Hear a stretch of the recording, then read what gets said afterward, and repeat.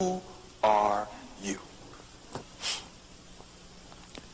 Every nationality that comes to America, they know who they are. And if any of your children are sitting in integrated classrooms today, all of those little nationalities in that classroom know who they are, and your child does not know. How many of you remember being colored? Remember the colored days? See, most everybody remembers colored days. I mean, we were real important in colored time, weren't we? I mean, we had colored town. It was always on the other side of the tracks, but we had our own colored town. We had things named after us as colored people. We had colored waiting rooms. So a lot of other people didn't have that. We had our own room, colored waiting room. We even had water fountains couldn't nobody else drink from. But I mean, we had it made in those days. Hey, look, all you other nasty breath people, get away from our fountain. Now, this is a colored water fountain. You better get away from here, right?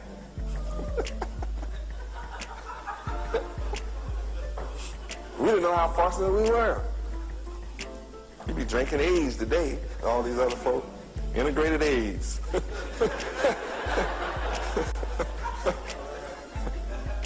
We were world renowned with our name, the colored people. We had organizations named after us all across the planet, right? Everybody. National Association for the Advancement of Colored People. Wasn't that awesome? I think that organization's still hanging around. Colored organization. And when we looked at our driver's license, what was on it? Say, what's your nationality? What did we have on there? Colored, the big C. And when we looked at our driver's license, what was on it? Say, what's your nationality? What did we have on there? Colored, the big C. And when we looked at our driver's license, what was on it? Say, what's your nationality? What did we have on there? Colored, the big C. So this brings us to our first index card. If you care to write this down on an index card, you can do that, and feel free to pause it in order to write things down. I'm not going to require you to write these down on index cards, but remember that you can use index cards on your quizzes.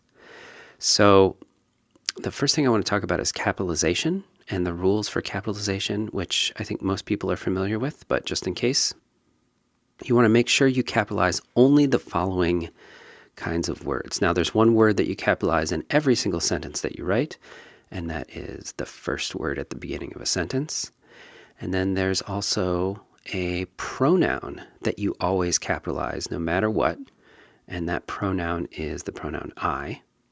And then finally, the words that you capitalize are proper names of people, places, companies, products, and etc. And some of the questions that were asked about the black race, can I just add my 2 cents? Now, I know something about black people because I was raised around black people. I'm a white guy, I think. My family, you never really know. You just show up at the hospital and take whatever color comes.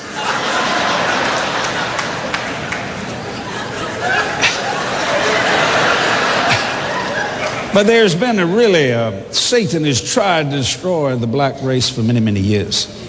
And I want to tell you why, my opinion. I was telling Brother Bill about that in the back. I am an avid student of reading. I have a phenomenal library in every kind of subject you can think of, and beside the Bible. And I realized, and I studied a lot of different nationalities and creeds, and I found that the only race that ever did this was the black race. That we're in slavery for over 400 years. Yet they have such a terrible thing today on black violence. You see it, you hate for night to come because a young black man's gonna die.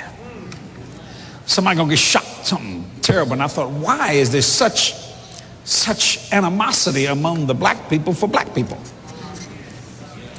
And then when I studied, I began to realize that for 400 years, the black man and the black woman was put in slavery. You were hung, burned, raped, shot, stolen from.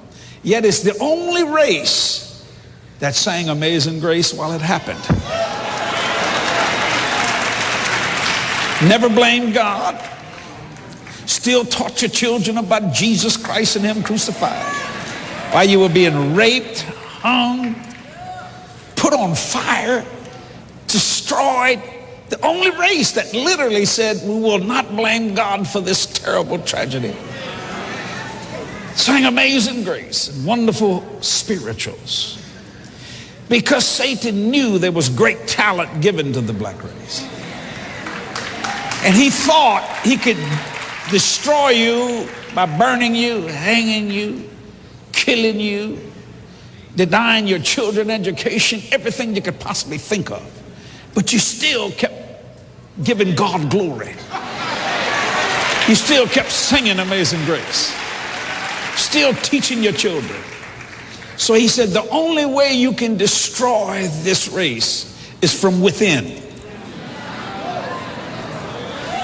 And now his last bastion of what he's trying to do is cause you to hate each other.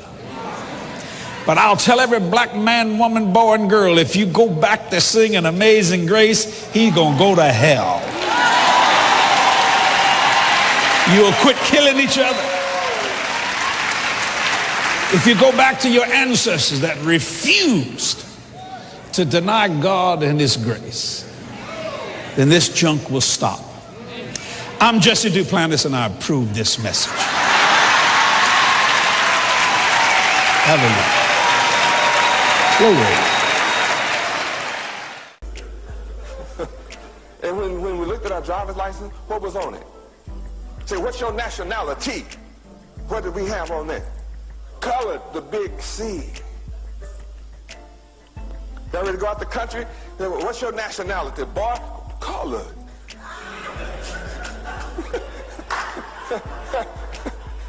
Goes out the driver's license. Where are you from? I'm colored, sir. Is that real? Colored days. So I began to walk around the country as I'm going around the country now, and I asked some of the leaders, well, I know you're colored. I say, now, do you have a colored name? I say, no. I say, well, Japanese say they Japanese. They have Japanese name. Chinese say they have Chinese name. I said, well, okay. Do you speak Colonese? They said, no. I said, well, Japanese speak Japanese. Chinese speak Japanese. You know? Spanish people speak Spanish. Why are you so different? You trying to be funny, man? No, I'm not being funny. I'm asking a question. It's logical. Well, is there a place on the map called Colored Land? I said, no. I've never seen the Colored Land. You never seen Colored Land? No. So everybody else has a land. Japanese have Japan. Chinese have China. Mexicans have Mexico. You know, Cubans have Cuba. Where's your colored land? Hey, they don't have none.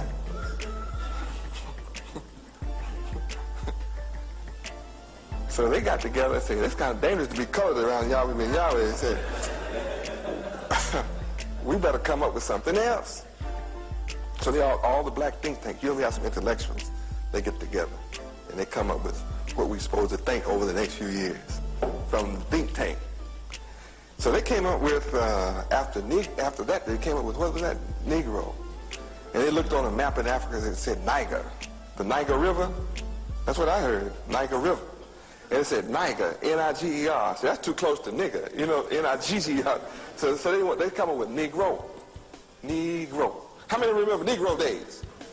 Remember the Negro? Well, we were big time when we were Negroes, weren't we? We had stopped being colored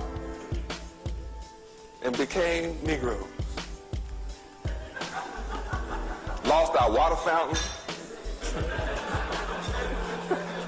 Lost our colored waiting room. I mean, gosh, we lost Color Town. It was rough. I mean, we just lost it right then, came Negroes. So I walked around the country again. I said, well, look, do you have a Negro name? No. I said, well, you took on a new identity. What's your nationality? Negro. But do you speak Negroese? No. Everybody else speaks a language after what they are, after their nationality. Well, is there a land called Negro land? We holler, no. They said, boy, y'all was being hollering and got us again. So they had to call another meeting. And while they trying to meet, one of the brothers came up with a thing, had some hooks on some prongs on the bottom, with a black power fish, had fish at the top. What was that called? Pigs, yeah, you know, hair pigs. What kind was that called? Afro. How many remember the Afro Day? Dashiki Day. Yeah. Boy, that was it, wasn't it? Then the brothers, we got a little money, went over to Africa. Guess what we found out? Wasn't one African wearing an afro. Wasn't no Africans were wearing dashikis. So the brothers came back to America and said, hey man, nobody in Africa is wearing dashikis. Nobody in America is wearing afros. Said, look at the afro pick. It was made in Hong Kong. They ran another game on us. Look at this. So they came out with another thing. Boy, I began to sing songs. You know, something that we were singing songs. I don't want nobody to give me nothing. Just open the door and I'll get it myself. Woo! Yeah. Right? I'm black and I'm proud. I'm black and I'm proud. Say it again. I'm black and I'm proud. Say it loud. I'm black and I'm proud. Woo! Woo! How many remember the black days? How many remember the black days? Yeah, yeah. How many black folk we have in here tonight? Kind of scared? You got one black? No. I'm scared about being anything right now. I'm raising some heavy questions. So we come up with this black thing. Yeah, so then I went around the country again. You know what I asked by now, don't you? Do you have a black name? No. Well, do you speak Blackese? No. Well, is there a black land on the map anywhere? No. So then black power ceased to be a big thing because we found out we didn't have green power. What is black power without green power?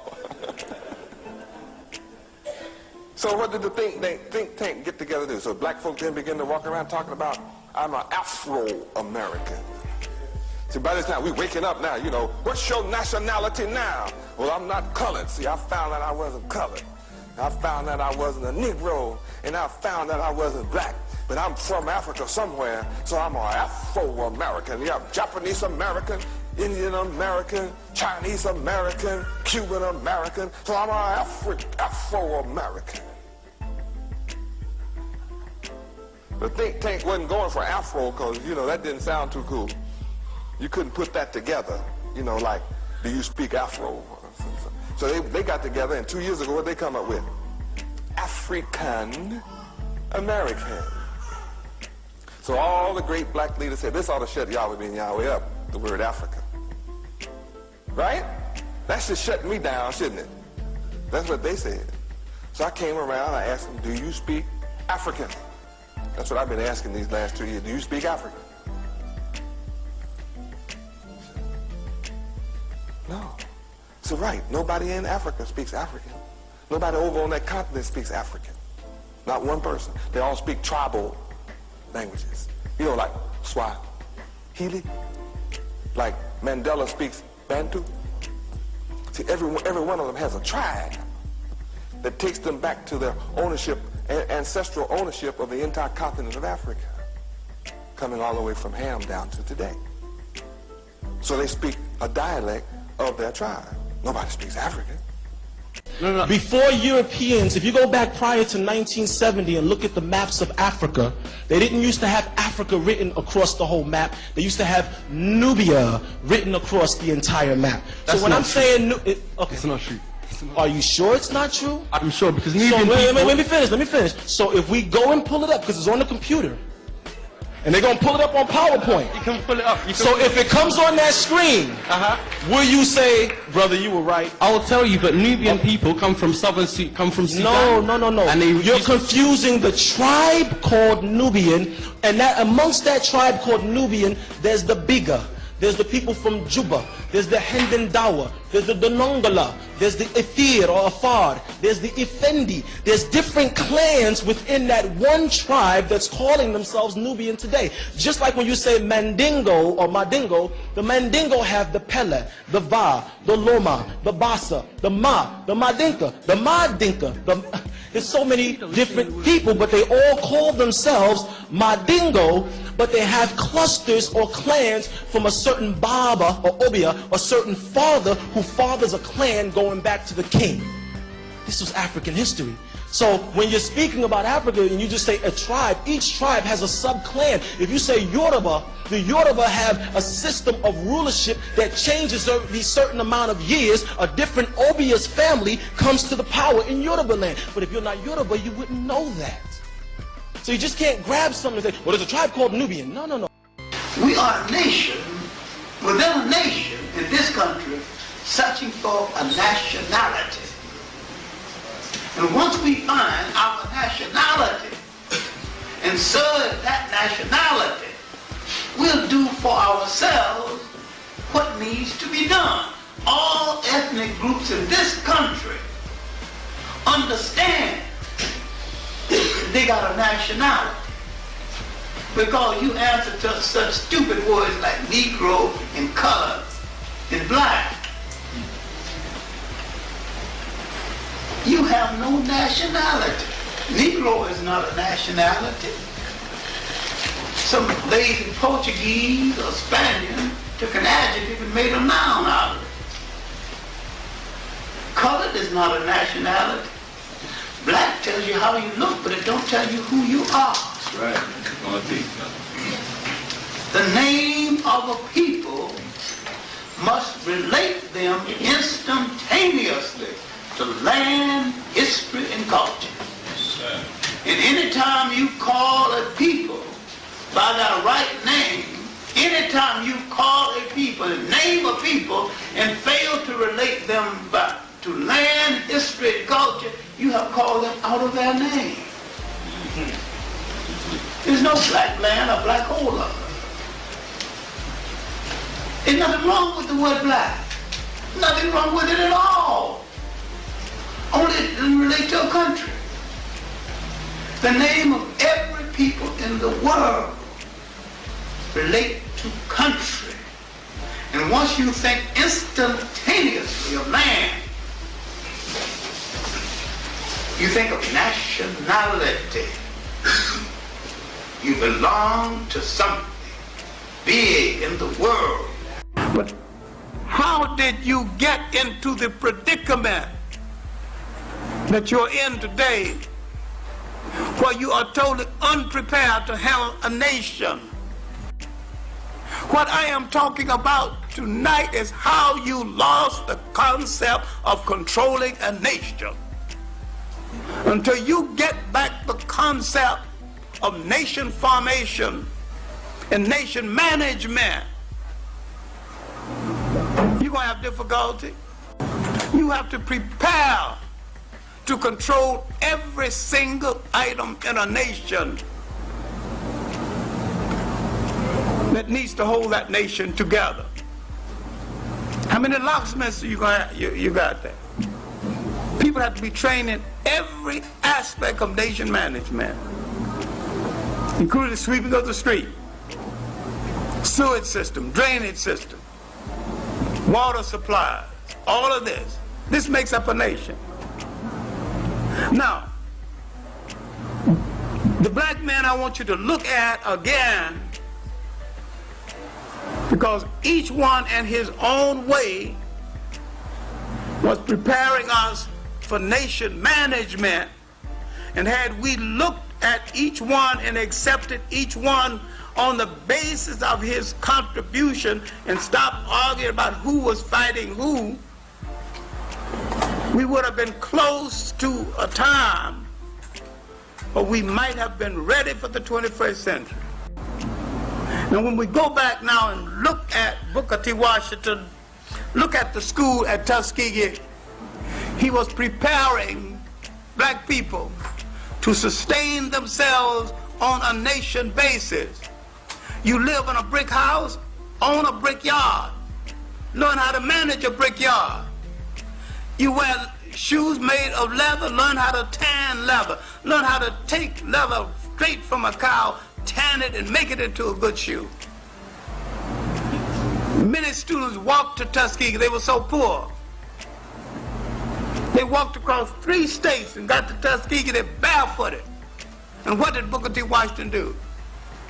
Started a shoe repair shop, and later a shop showing people how to design shoes. Most of the black orthopedic shoe makers in this country were trained at Tuskegee. I'm talking about the craft that you need in order to run a whole nation. It's over. So cut the crap and form your own nation where you control the things that happen to you. You have that right. If they want to go religious, you say you have that God-given right that makes them feel better. They try to take your stuff. I'm not telling you by saying don't violate the law. I'm not telling you become no chump. Defend yours. That's what the Constitution tells you. And if you're not satisfied, you raise up and form your own militia, but it must be well regulated. Don't get no bunch of coots putting on no uniform, running around with no AK-47s and blowing up innocent people. That is not the way to do it. There is a way to get your point across, and it's by the mind, not by weapon and death. It's by love. It's by concern. It's by compassion. Something has been strained out of us when they were shaking the spaghetti. We think it's cool to be uncompassionate. We think it's cool to be tough and uncaring and unconcerned, and that's not real. Love really does conquer all.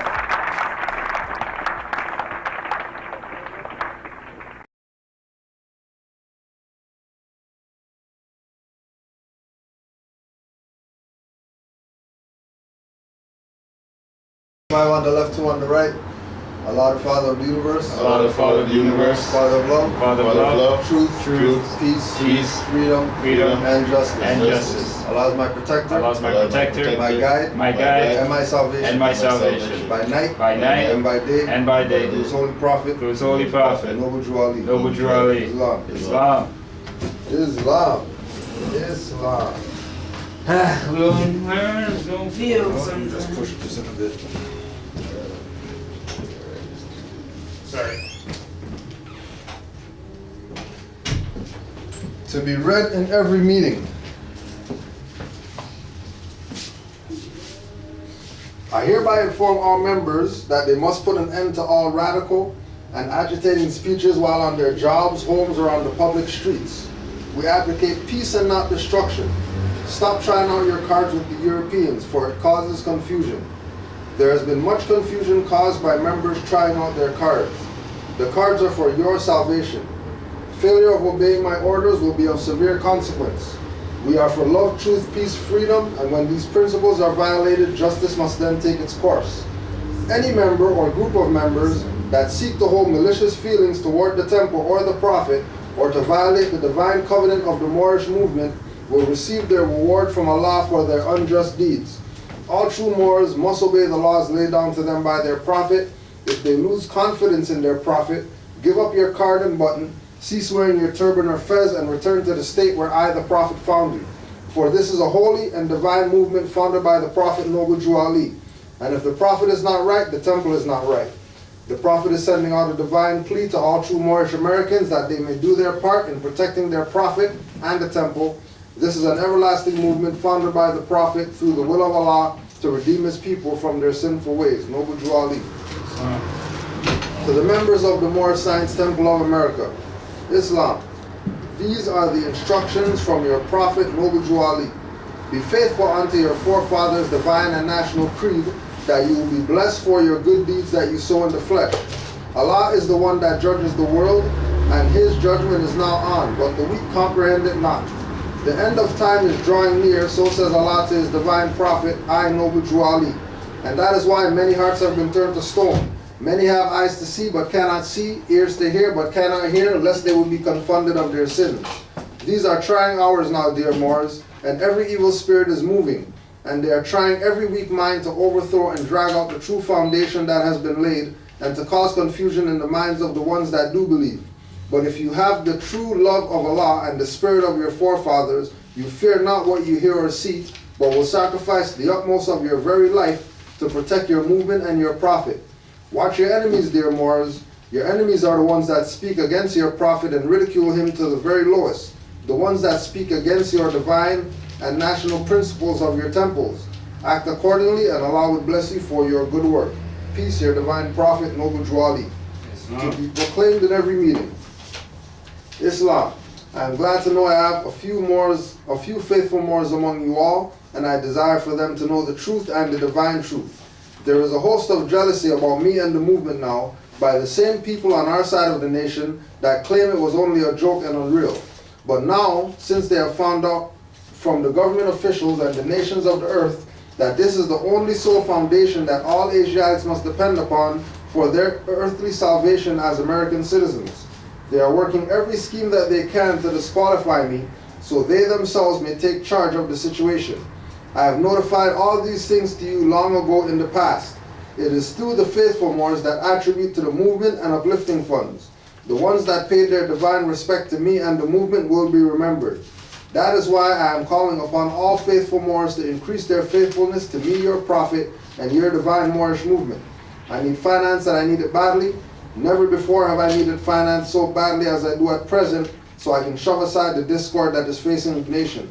It all comes through jealousy because of my fame and nobility. The nations of the world will not recognize the movement without I, the prophet, being head. It has been proven by my works which I have performed in the last few years. Islam. We have a couple of things just to put out there. One, when you teach children the truth about their birthrights,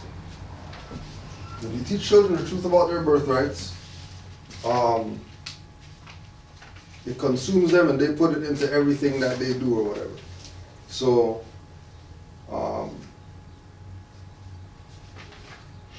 Brother Amari had his solar return yesterday, and his son painted him a picture. Right? Now keep in mind, you know what I mean, this is like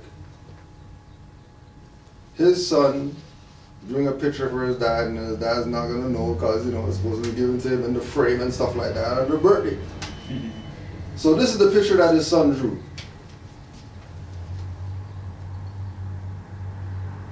Right? This is the picture that his son drew because it was his dad's birthday. And he wanted to give him, you know what I mean, such an amazing present that this is what he manifested. Right? Now if you don't know, right, Dragon Ball Z, and he put the feathers on him. Yes, sir. Right? Put the feathers on him because nationality and birthright is something that he knows Dad's about. Right? And he's proving himself worthy. Islam. Right? Proving himself worthy. So Islam to the good work being done to raise up the babies to the birthrights. Second thing, for the Moors in this jurisdiction that keep falling for this Ontario and Canada and whatever else fraud that these people are doing, and thinking that they have some type of power with regard to making claims on this thing, birth certificate and stuff like that. So the Moors a few weeks ago were discussing this in class that didn't get online because of me traveling. But again, which shows like even though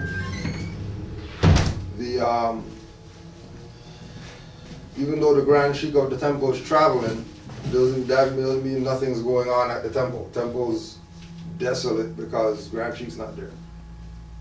Everybody has something to say.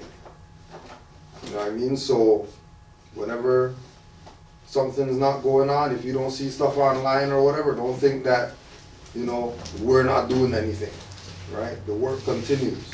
So the Moors were discussing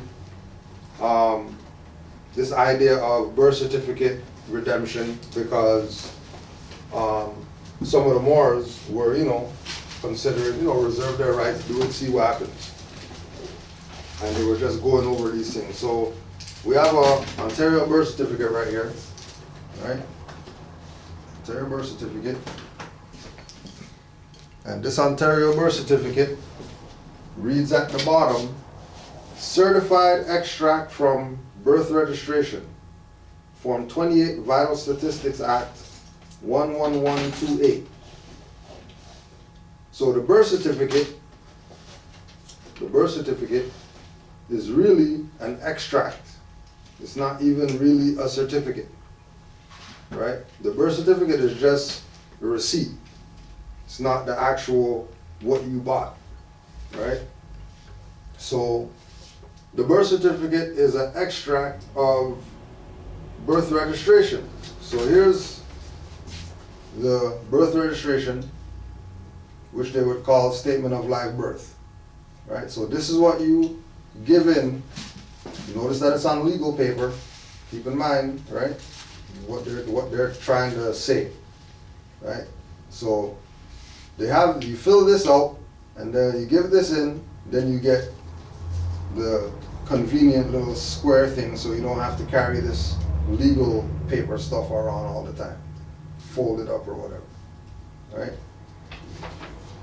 Certified, a true photostatic print of a record on file at Office of the Registrar General, registration number, certificate number, date issued, file number, statement of live birth, and then it goes into, surname of the parents, name of hospital, mother's information, birth information. Before signing, please read these instructions, blah, blah, blah, right? And father's information. So they take the statement of live birth and then they create this. Now, if the people who are authenticating birth certificates were studying, thinking, or whatever like that, they would be authenticating this, the statement of live birth, not the receipt for the statement of live birth. So as soon as they start talking about, yeah, well, authenticate this, know that they don't study, know that they're a fraud, because if they were really legit about authenticating something, they would be authenticating this. But you can't authenticate this because this is only a copy. This is just a copy. This is not an original. So you can't authenticate this. You can authenticate the birth certificate because they give you a copy as well.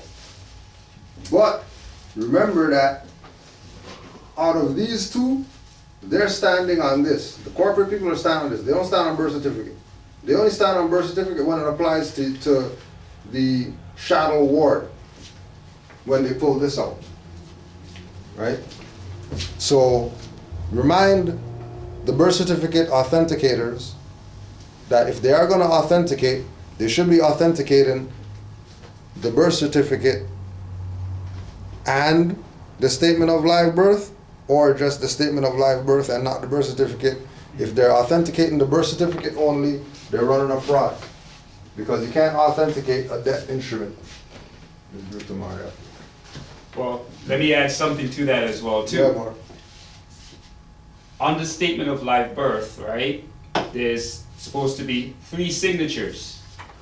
There's the mother, the father, and the informant, right? Actually, we're going to have to dig into that word informant as well, just so we could get it out there.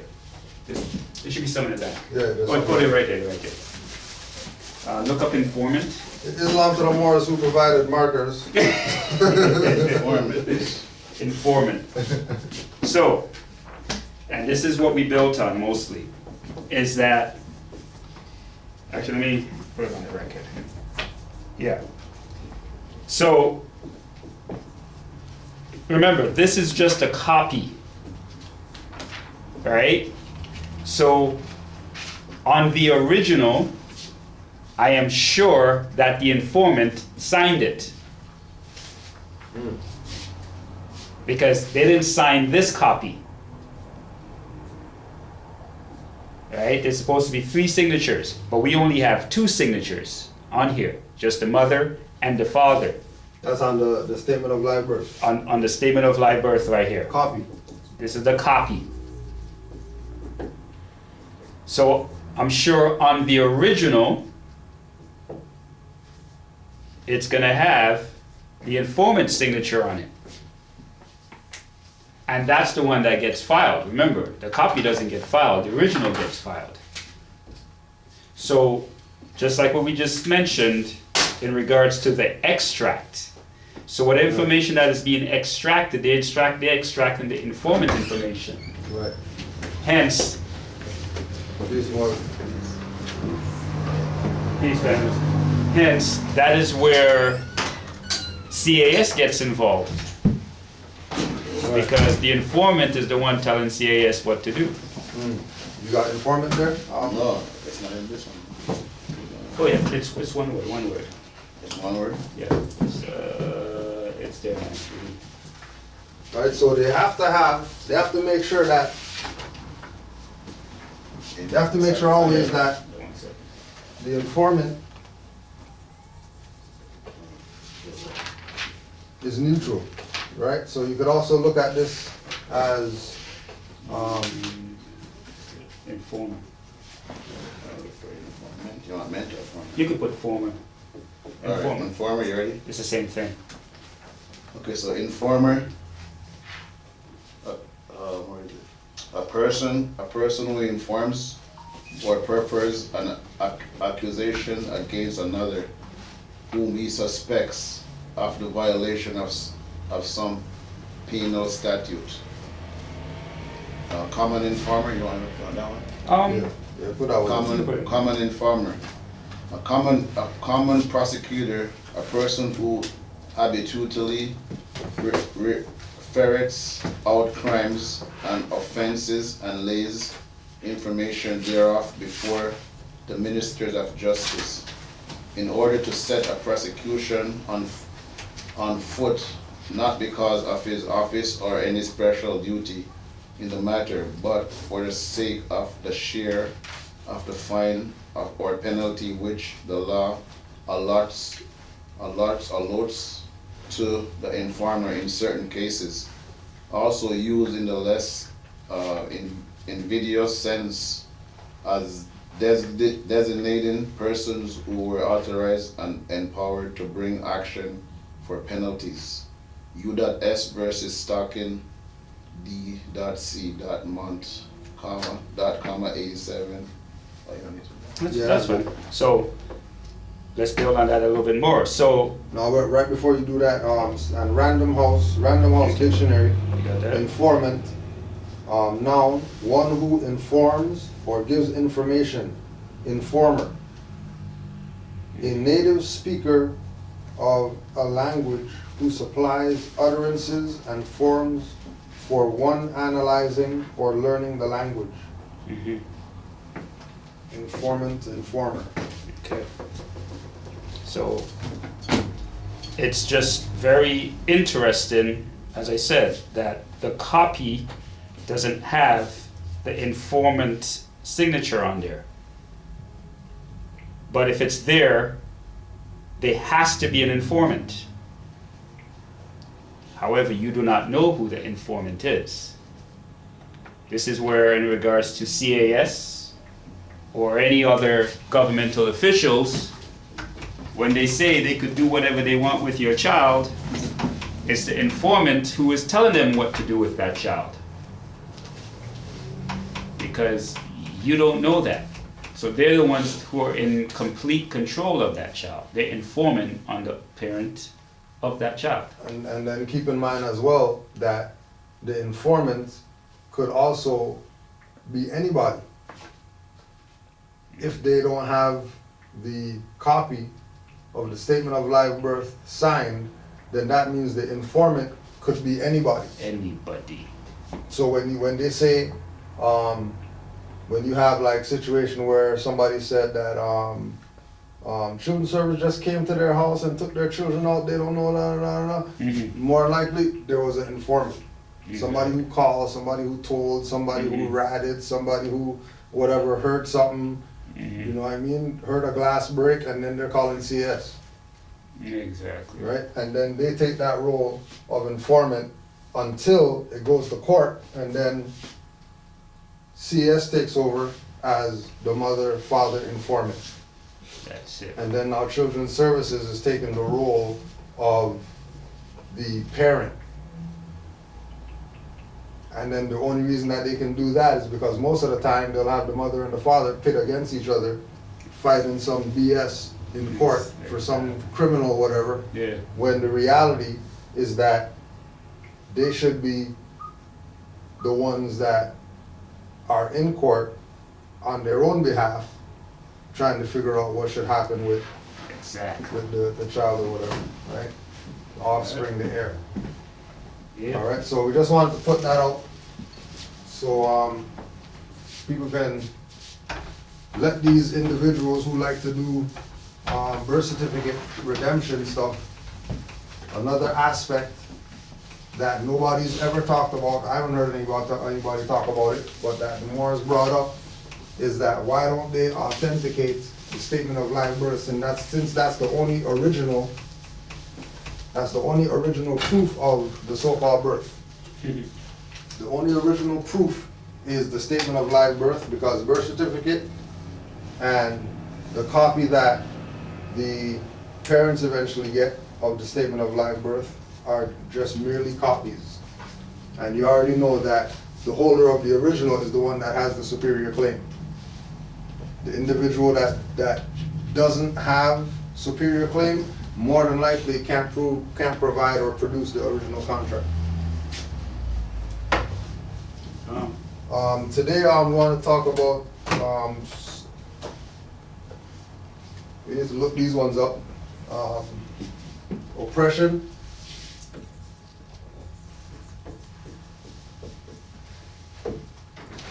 social control. Alright.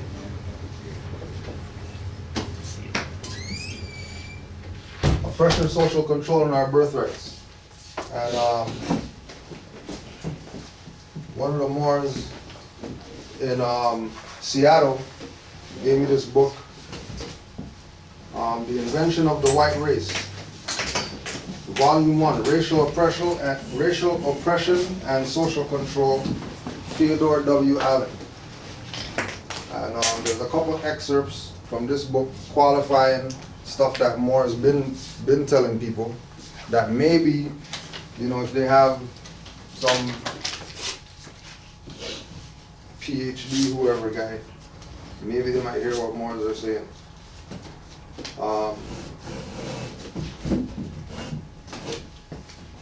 When the first Africans arrived in Virginia in 1619, there were no white people there, quote unquote.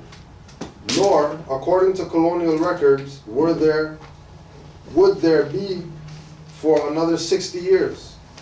In this seminal 2-volume work, The Invention of the White Race, Theodore W. Allen tells the story of how America's ruling classes created the category of the white race as a means of social control.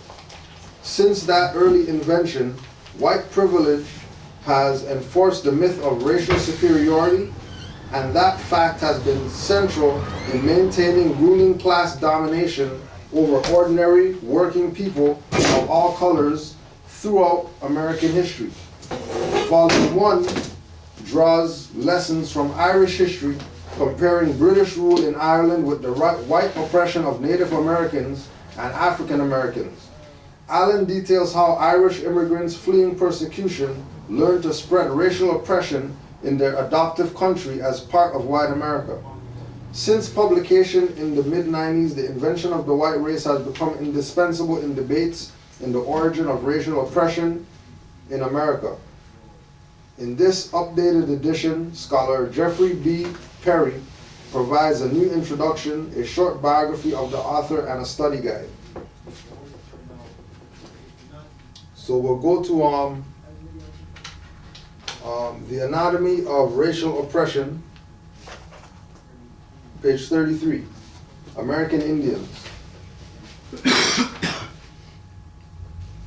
In 1831, a delegation of the Cherokee Nation went to Washington to appeal first to the Supreme Court and then to President Andrew Jackson to halt the treaty-breaking Indian removal policy designed to drive them from their ancestral homes.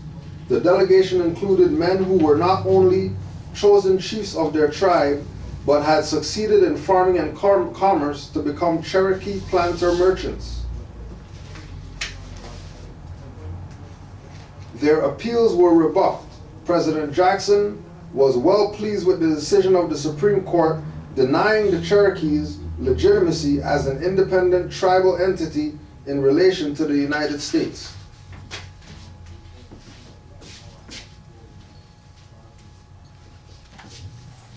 Right, so the Cherokees were denied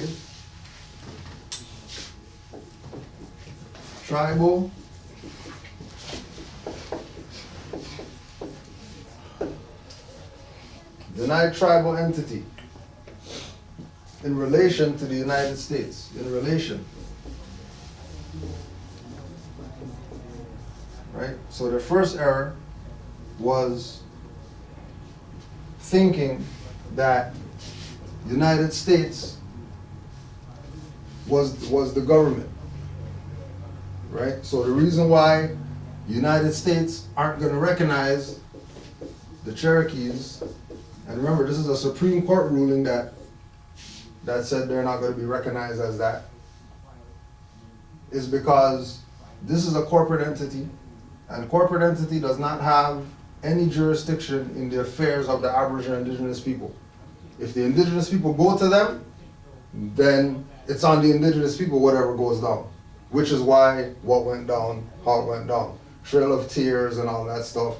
Evict these people who classify themselves as Indian, when we know that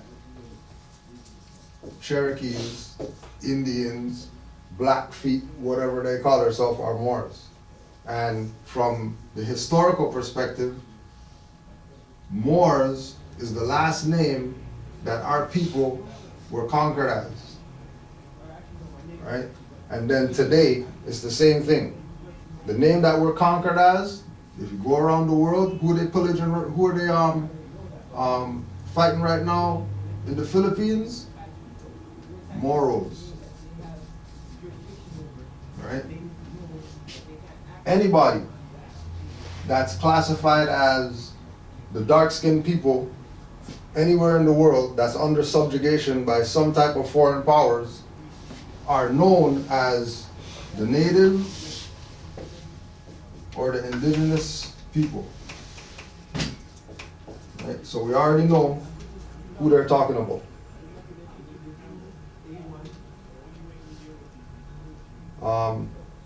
This was a culmination as well as a beginning. Proposals made over a period of 2 decades by church groups and by the Secretary of War for the assimilation of the Indians by intermarriage has been rejected. At the same time, the independent tribal rights of the Indians were challenged by United States frontier aggression. As a consequence of this rejection, on the one hand, and the disallowance of the tribal self-existence on the other, the individual American Indian of whatever degree of social distinction was increasingly exposed to personal degradation by any quote-unquote white person. In 1823, the Cherokee leader John Ridge, a man of considerable wealth,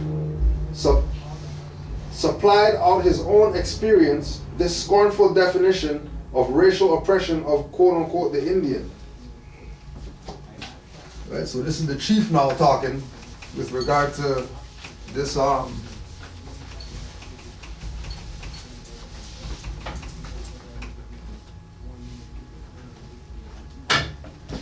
this is the Indian chief talking with regard to the personal degradation by quote-unquote white people. An Indian is frowned upon by the meanest peasant, and the scum of the earth are considered sacred in comparison to the son of nature. If an Indian is educated in the sciences, has a good knowledge of the classics, astronomy, mathematics, moral and natural philosophy, and his conduct equally modest and polite, yet he is an Indian, and the most stupid and illiterate white man will disdain and triumph over his worthy individual. It is disgusting to enter the house of a white man and be stared at full farce in inquisitive ignorance. So the idea of these so-called American Indians that were being degraded by quote-unquote white people. Majority of that degradation comes from the fact that these individuals were starting to adopt names and certain things that weren't really who they were, because they were dealing with foreign people. So as soon as the indigenous people start engaging foreign people, automatically you have language barrier, automatically. Because these guys don't know what's going on, right? When they come over here, they have no idea about what's going on over here. And then the people are over here, they don't know where these people are coming from. They don't look like anybody around here. Their boats don't look like anybody around here.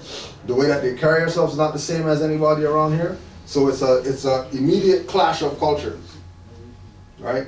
The clash of cultures, like we were talking about in last class, is created from the fact that these same people already conquered some other people somewhere else that look like these people over here.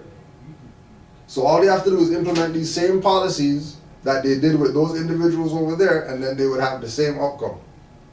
These people fighting amongst each other, then they sit back, wait till everybody dies off, and then pick up all the booty after, without them even having to, you know what I mean, really go all out as they did in other places before to take Aboriginal and Indigenous people's land.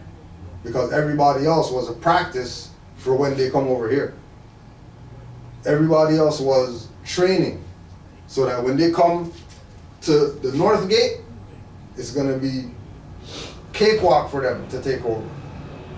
They already know what they're going to have to implement in order to make sure that these people look at each other as all these different whatever, and then on top of them looking at each other as all these different things, now they have the land jurisdictions that have them separated as well. So they're not only separated by how they identify themselves with all these different tribal names, but they're also separated because this guy's over here and then there's a line and that guy over that line. We can't talk to them because they're different, whatever, when at one time all these people were one people. So why is it all of a sudden that there's, like, you know, the infighting has always been going on, but it wasn't on the level that it was when the European came here. We handled our own stuff prior to them coming here. So them coming here and bringing certain concepts is what created this social control. That people look at these Inquisition colonial powers as legitimate individuals that are coming here with some good heart and morals or whatever like that, when, like Nobujuali said, that was only 8% of Europeans. That wasn't all of them. Majority of them that came over here, they were coming over here to pillage. No different than when they say, we're going to go to Egypt or whatever. And then they go there and they pillage. And they go everywhere else. That's why they have archaeologists. It's not some history thing, it's pillaging. Raping people's land. And then have the people have no access to their own stuff. People, for example, in the islands know about whether it's Germans, Dutch, whoever coming in, buying the beachfront, put up a resort, and then now native people can't even go fish. They can't even put a boat in the water. And then they can't put a boat in the water because they have their, you know, connections that they're gonna have their so-called highwaymen, officers, whatever like that, beach police or whatever there to stop people from selling their stuff that they used to sell, do whatever, to make a living, right? And this is something that you know, our people will always classify as racism, right?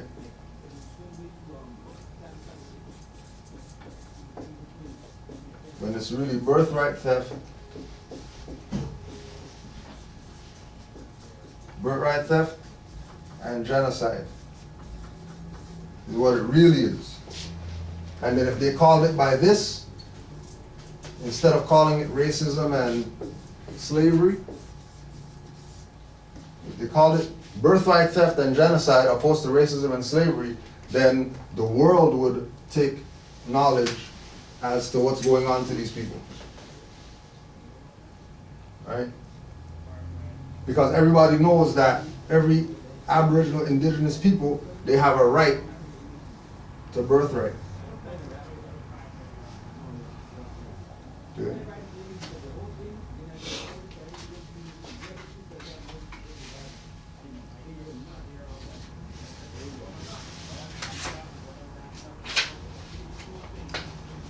An assault on tribal relations among Africans.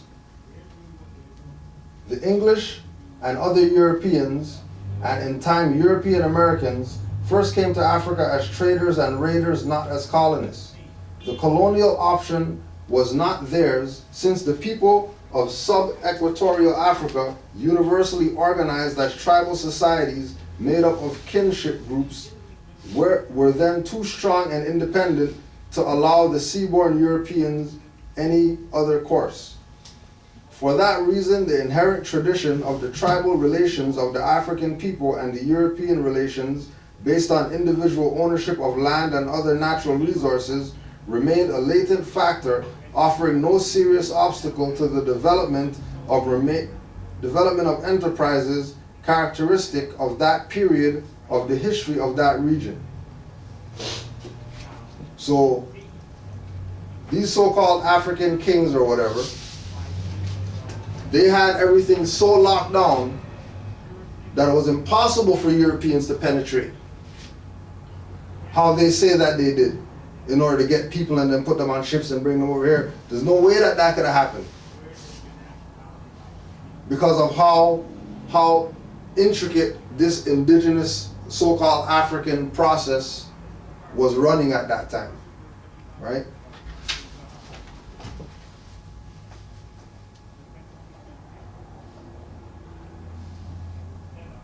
But upon those millions, many from West Africa and Angola, who were transported as captive bondmen and bondwomen to the plantation Americas, the clash of cultures was visited with the abruptness of a thunderclap, undiminished by time, and with the harsh and stifled cruelty of exile in chains. Right? Again. But upon those millions, mainly from West Africa and Angola, who were transported as captive bondmen and bondwomen. Right? They were captives. They weren't slaves, according to Theodore.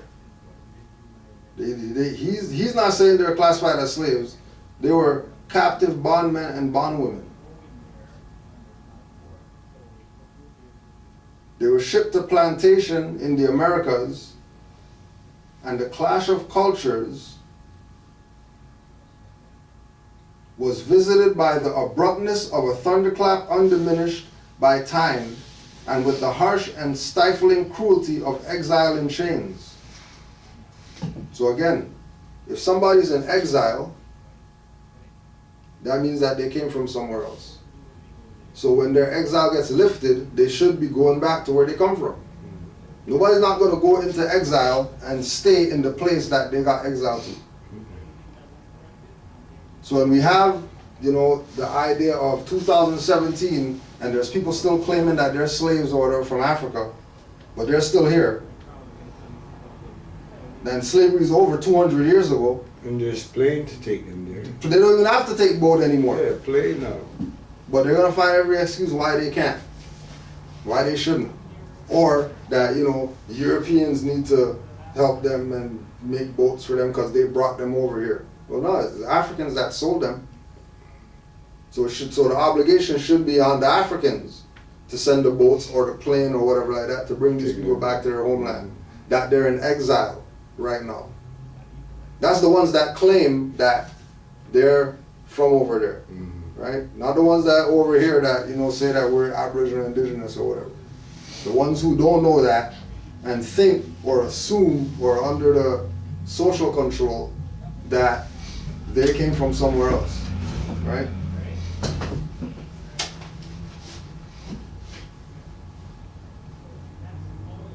In America, the colonial employers made detribalization a deliberate part of the seasoning process undergone by all newly arriving bond laborers. Colonial authorities made it a matter of policy to frustrate bond labor rebelliousness by segregating laborers of the same language or other affinity groups from each other. The Coromantes and the Ashanti were particularly feared, it was said. The acquisition of African bond laborers for African plantation colonies was made exclusively by capture and abduction. The acquisition of African bond laborers for American plantation colonies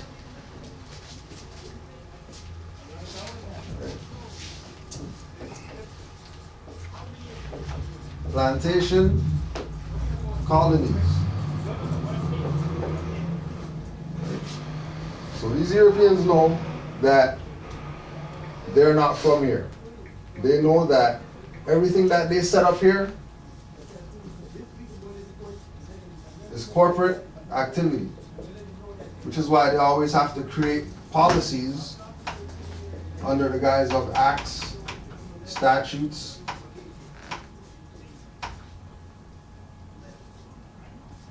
codes, etc., to create their law. So in the sense of racism and slavery, birthright theft and genocide, the racism and slavery laws are the Negro Acts and the Black Codes, which those are still, because of people's engineered mentality of racism and slavery, Negro Acts and Black Codes are still law in the books. Whether they call it Negro Acts and Black Codes is irrelevant, because the action of Aboriginal indigenous people having to follow rules or buy privileges from Europeans who are claiming to be government when they're not really government proves that it's birthright theft. And because of it being birthright theft and genocide, this shouldn't even be brought up. Racism and slavery, things relative to that, right? You know, plantations. If plantations are colonies and colonies are corporate, then what does that mean about the beings that are on that thing? They're obviously the property of that plantation. So if somebody says, well, you know, plantation colonies, and then colonies turned into corporations, and then the corporations are now called states, then all the individuals that are on those states are plantation colonies property. And being that they're plantation colonies property, the only thing that applies to them is racism and slavery. And the only remedy that they have is march, picket, and whatever like that, because under the Negro Acts and Black Codes, property doesn't have rights. So the only thing you can do is complain. And we're trying to get ourselves out of the mentality of racism and slavery and complaining into us handling our own affairs, so that we don't even need these people's codes and acts and ordinances. We have our own stuff that we follow, right? The assault on American Indian tribal relations. Whilst United States policy very early showed a disregard for the rights of Indian tribes, the avowed determination to destroy Indian tribal relations did not become the dominant theme until after the Civil War. Prior to that time, Indian policy moved in three-phase cycles. Okay, so how they were able to steal our birthright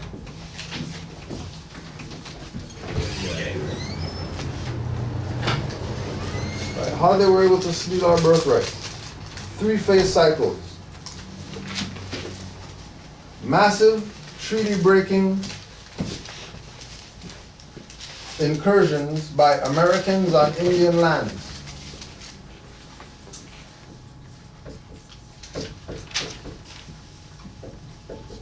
Massive treaty breaking.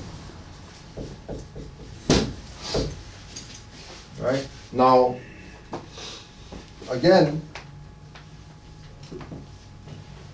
just like with people who always bring up America did something.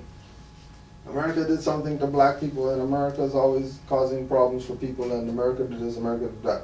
America's a continent that never did nothing to anybody. America's a continent can't do anything to anybody.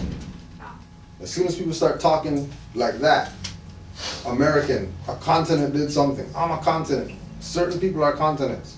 You already know that they're playing the social engineering. And the whole perspective of social engineering is to keep people's mindset in the dumbed down, educated perspective. And once their mentality is dumbed down, then they could be controlled. Right? We were watching revisiting some lectures with Brother Dave Farrell, right? Talking about the mind control that BET is using in order to get people to be dumbed down, right? Because he worked for them, so he knows what it is that they're doing, right? So, treaty breaking incursions by Americans, which Americans are copper-toned people. So the treaty breaking wasn't by Americans, the treaty breaking was by European colonists. And if we're not identifying them as such, if we're identifying them as things that they're not, the same way they're identifying us as things that we're not, then it's going to be this same limbo going on, where certain people get violated, certain people don't get violated. The people who don't get violated, they don't get no karma, they don't get no nothing, they're living like they don't cause no problems on the planet. And the people who are the most righteous people and they go to church more than anybody else, those people are suffering the worst stuff than anybody else on the planet. So clearly somebody knows something that somebody else doesn't know. And the ones who know aren't letting the ones who don't know. And among the ones who don't know are ones who know, trying to tell these people what's up, and they're not even trying to hear what we're saying. Right? That's why we go to their authors and stuff like that, to prove that these people know what Moors are talking about. This is not like, proving. This is just validating what we've been telling people, right? So massive treaty breaking, and then another treaty involving cessions of Indian lands.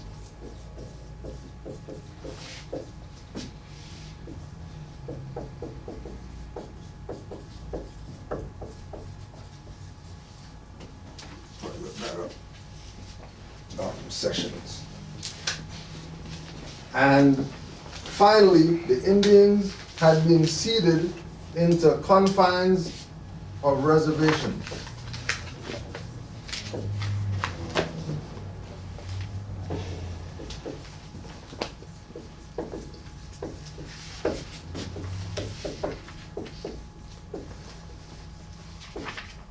Right? And then this one here, we know that this happened in this jurisdiction more than anyone else with the residential schools and all that stuff. So massive treaty breaking, right? Now, if it's a treaty, why is it able to be broke? Right? We have the issue of the so-called native Indians being really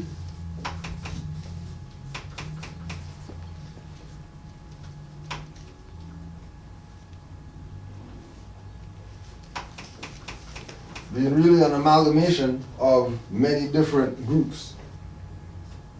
So this amalgamation of many different groups created these people called Native Indians that they're saying are, the Indian lands that got took in are these people, and you know, them being on reserves are these people, but there was Native Indians before Native Indians.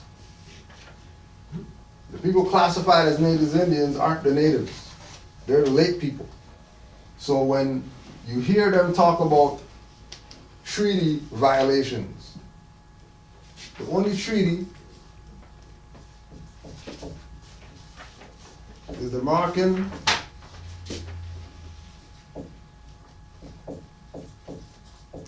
Peace and Friendship Treaty. Now with the Peace and Friendship Treaty, that kept the Europeans at bay, so they can't violate anybody else. The only reason that they're talking about massive treaty breaking by Europeans involving these Native Indians is because these so-called Native Indians even sold out to the Moors. And they even became some of the slaveholders of the subjugated Moors.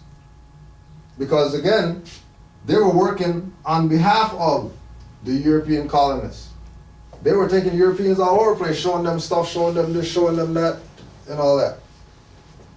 When they didn't have any authority to even be doing that, because they're just tribal. And if they were doing that, they should have been sticking to the stuff that predated them, as far as the establishment of the quote-unquote European governing policies, right?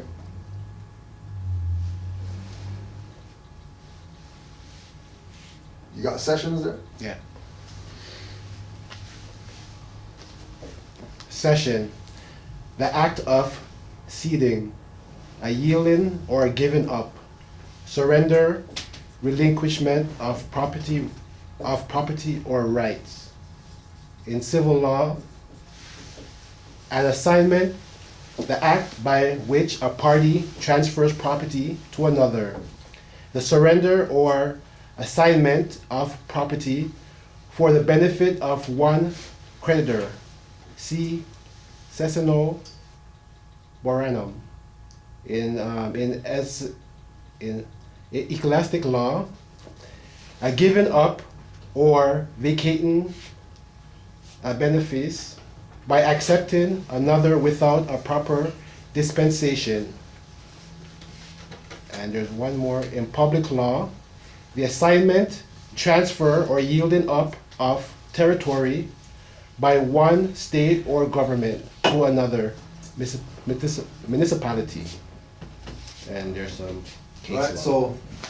So Indian lands were given up, surrendered, and vacated. Now, how were they able to have cessions of Indian lands if they admit that they have treaties with these so-called people called Indians? They would have had to have the Indians off the land in order to say that they had cession of the land.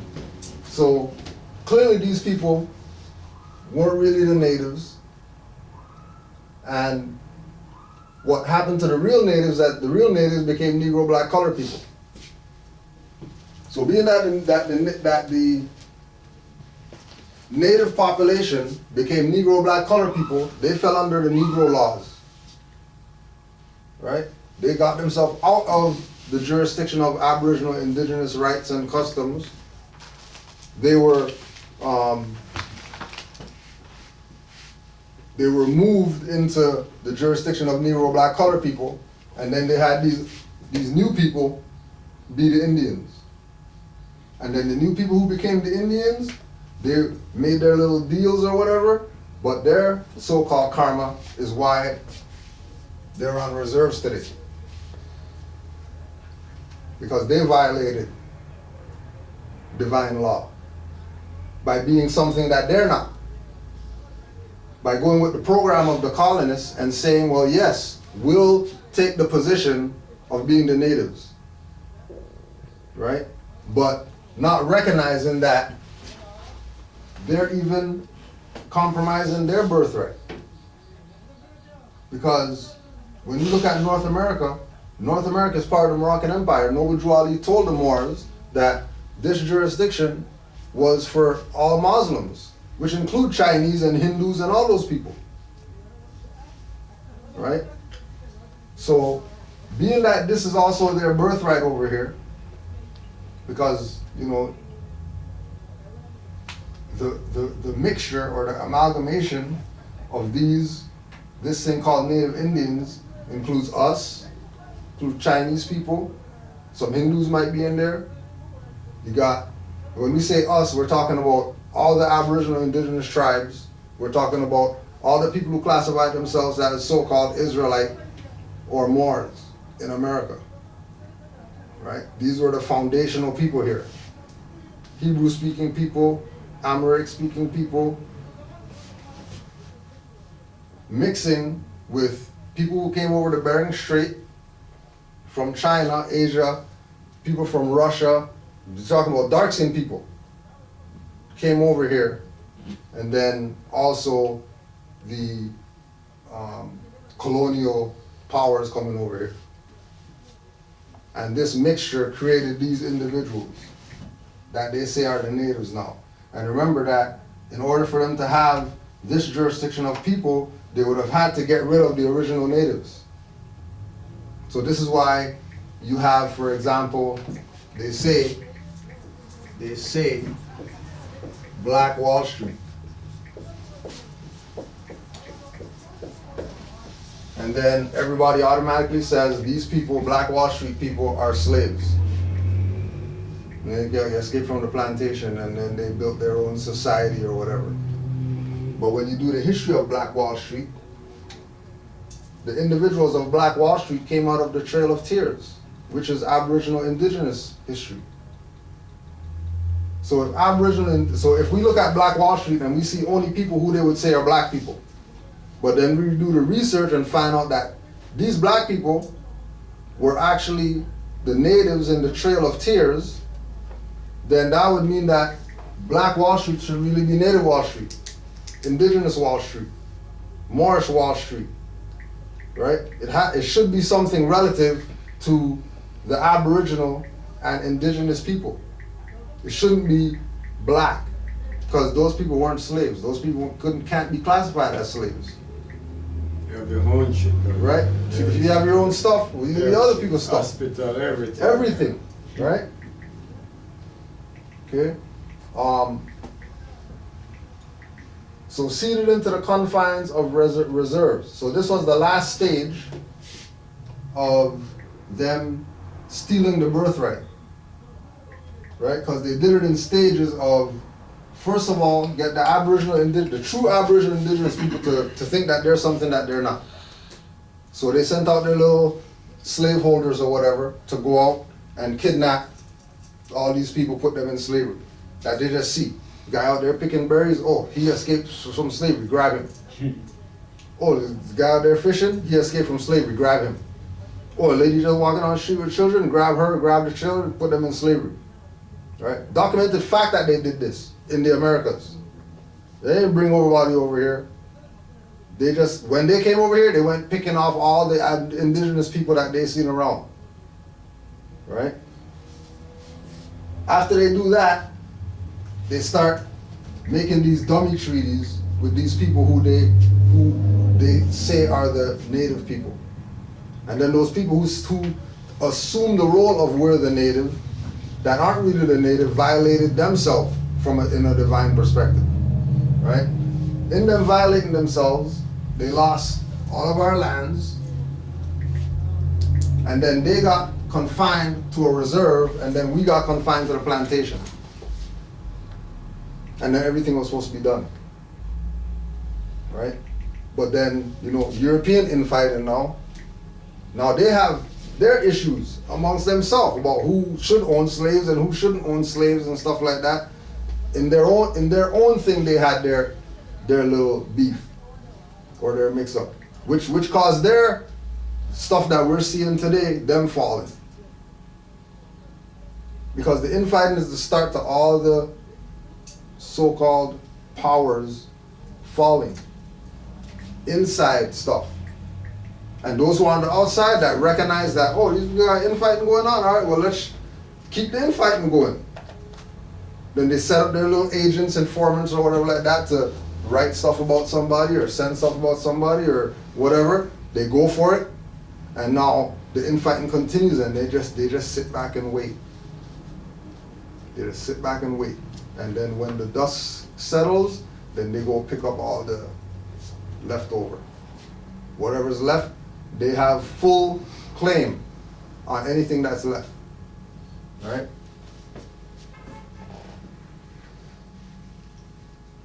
The direct assault on tribal relations has been anticipated by half a century. In 1830, the Georgia State Legislature nullified Indian tribal laws within the state boundaries. This legislation was condemned by its critics as an attack against the entire social existence of the Cherokee tribe. The exiling of thousands of Cherokee people over the Trail of Tears in 1838 was justified on the grounds that common property and civilization cannot exist. In 1854, the year of the passage of the Kansas-Nebraska quarter sovereignty law, the Omaha Indians ceded 10 million acres of land to the United States in a treaty which for the first time provided for the breaking up of the tribe's remaining lands into individual allotments. The treaty was hailed as giving hope that soon all Indian lands would be thrown open to the Anglo-Saxon plow. To the extent that they were consulted in the matter, the Indians overwhelmingly rejected the severalty or individual ownership option for canceling tribal land rights. If in the end their wishes were ignored, it was not because the Indian point of view was not understood. As ethnologist J.W. Powell of the Smithsonian Institute informed the United States Congress, in Indian tribes, individual or personal rights and clan rights are very carefully differentiated. The right to the soil, with many other rights, inheres in the clan. Indian morality consists chiefly in the recognition of clan rights, and crime in Indian society chiefly consists in violations of these clan rights. In Indian society, the greatest crime in the claim of an individual to land is also as a heinous sin against religion. In Indian society, the greatest crime is the claim of an individual to land. This is the greatest crime in Indian society. Individuals making claims on land. Because if you're an individual, then you're part of a clan. And if you're part of a clan, you already got your land jurisdiction. You don't need to make a claim. This is why Drew Ali made the claim to us with the Quran, that, you know, you're part of the Moroccan Empire. You guys aren't some little tribal whatever, little feather and grass skirt running around. Now you had nation, you had governmental principles, and you had certain things going on in this land thousands, millions of years before anybody else was over here. And we're doing it under universal law and divine law. Because everybody knew if you violate any of those, they'll deal with you. We don't have to cut your hand off if you steal something. The universe will deal with you for that. Because everybody else around here is living by the law. As soon as you violate it, you stick out like a sore thumb that you're a law violator. Because you're either going to have some type of sores on your body or whatever for violating, right? You would have some type of ailment for violating. You'll come down with some type of illness or whatever. Everybody knows, stay away from that guy because he got the stuff because he did whatever it is that he did. And everybody would be looking at you like they know that you're the violator. So there wouldn't be need for certain disciplinary things. Like now in Iran, I think they used to cut your hand if you steal or something. Right, right. So when you see someone, oh, you know that's one. Right. So as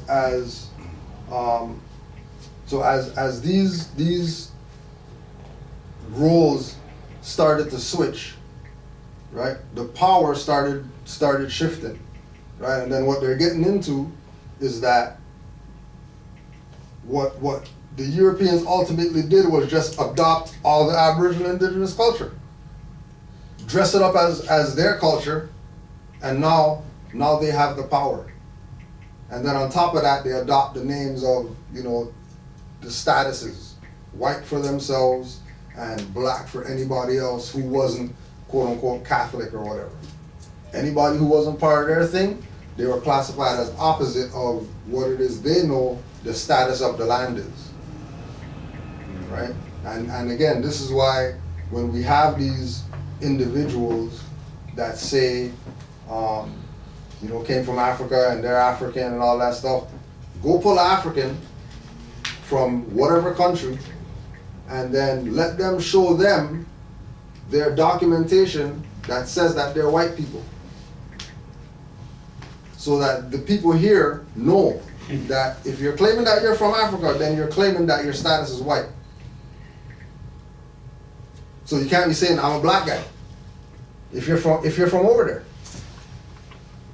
Because it's a white status that's over there. It's not a black status. It's not a dead status that's in the continent of Africa. That continent supplies the world with millions of resources. How could that be dead when it's supplying the world with resources? And again, if the individuals had a little bit of common sense, these things would make sense to them. And immediately they'll change their tune from what they're saying and get down with what it is that Moors are trying to relay, the message. That nationality is the order of the day. Yes, we know that we're ancient people. Yeah, we know that we're Carthaginians and Egyptians and Sumerians and whoever else in history. Yeah, we know we're those people. We can't call ourselves those people today, though. Those people haven't been around for how much ever thousands of years. There's no way that we can classify ourselves as those things. When Moors have any type of issues, it's always to be remembered that these people already know what's up. They're occupiers and colonists. So don't expect too much from them. They already showed you standing on the mountain of buffalo head skeletons and stuff like that. Mountain. Like mountain of buffalo head skeletons. Just look it up online. Guys standing on a mountain of those. If they did that to buffaloes, what did they do to the people here? If they went so far to kill all these buffaloes around here, that you can't find one of those right now. Made these things extinct. These people went to Tasmania, made Tasmanians extinct. No people on the planet call that anymore. That lets you know the nature of these colonial powers. And to have expectations of them is naive on our part. Right? Because the assumption is that we're Negro. The expectation is that we're going to go back to our ancient foremothers and forefathers mindset and turn this stuff around. That's messing everybody up now. Even the people who violated to be in the positions that they are of power are now waiting for the Moors to do something. Right, like cornered right now. Yeah, trapped in a corner. Yeah. Right? Can't move. Like you go this way, there's a wall there. You go this way, there's a wall there. Only thing they have to do is face the truth that's ahead of them. Which majority of them, they'll just face the corner. They're not going to deal with the fact that there's truth right there. That all they have to do is accept the truth, and then the doorway opens. Then there's another boulder of truth right there. Accept the truth. Oh, there's a boulder of truth up. Boulder splits down the middle, and then now you can. But that's only going on if you're resonating on truth, which is based in universal law, divine law, nature's law. You stay on that plane, you won't have any issues out here with people. Right? Any questions, comments?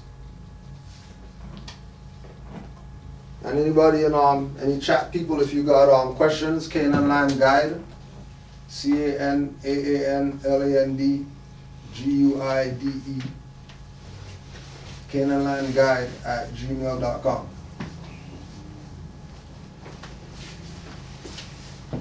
Penal law and race laws. The parallels to be noted here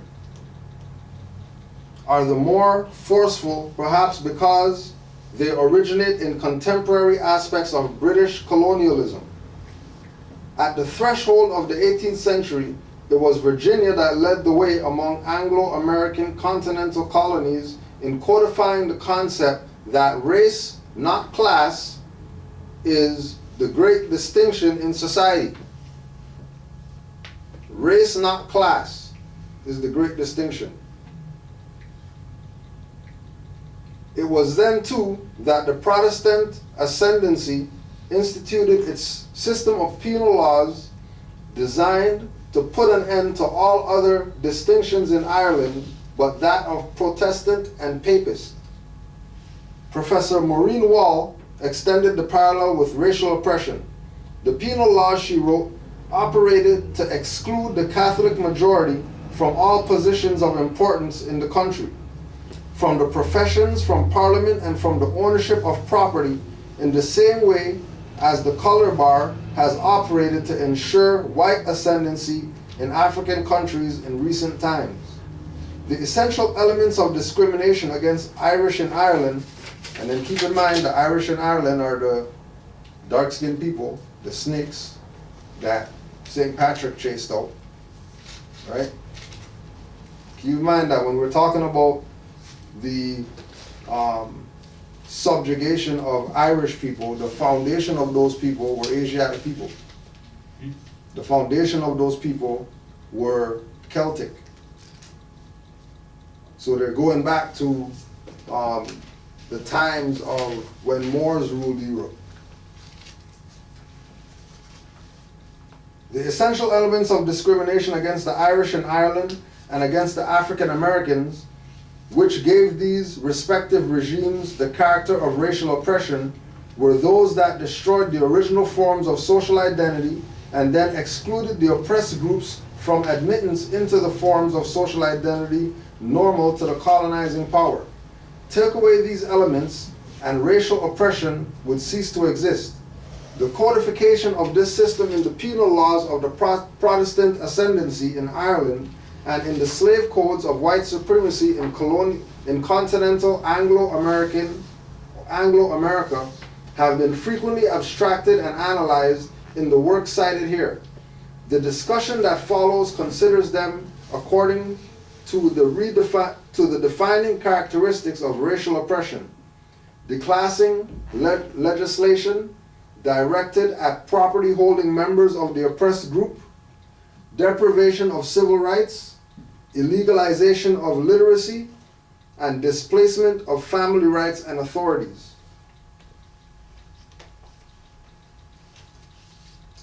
In order to compete in the world of the colonial bourgeoisie in Ireland or in Anglo-America, two things were necessary: land and labor. In Ireland, Catholics who might have succeeded in bourgeoisie terms had ready access to labor, but they were by law forbidden to acquire land, except as short-term tenants. In Virginia, the pattern-setting colony, the African Americans who might have succeeded in bourgeoisie terms could, by virtue of the headright system, have had access to land, but by law enacted in 1670, they were forbidden to acquire any bond laborers except those of African ancestry. So this is how it came into dark-skinned people having dark-skinned people as slaves.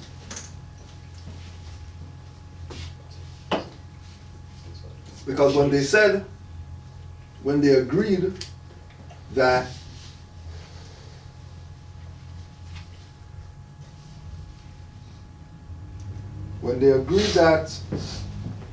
the Sambo Negroes were able to come around the whites and be in society with the whites, and they don't have to, drink out the black fountain and stuff like that. Even as bourgeoisie, they had no access to land. Or they had access to land, but were forbidden to acquire bond laborers unless those were of African ancestry.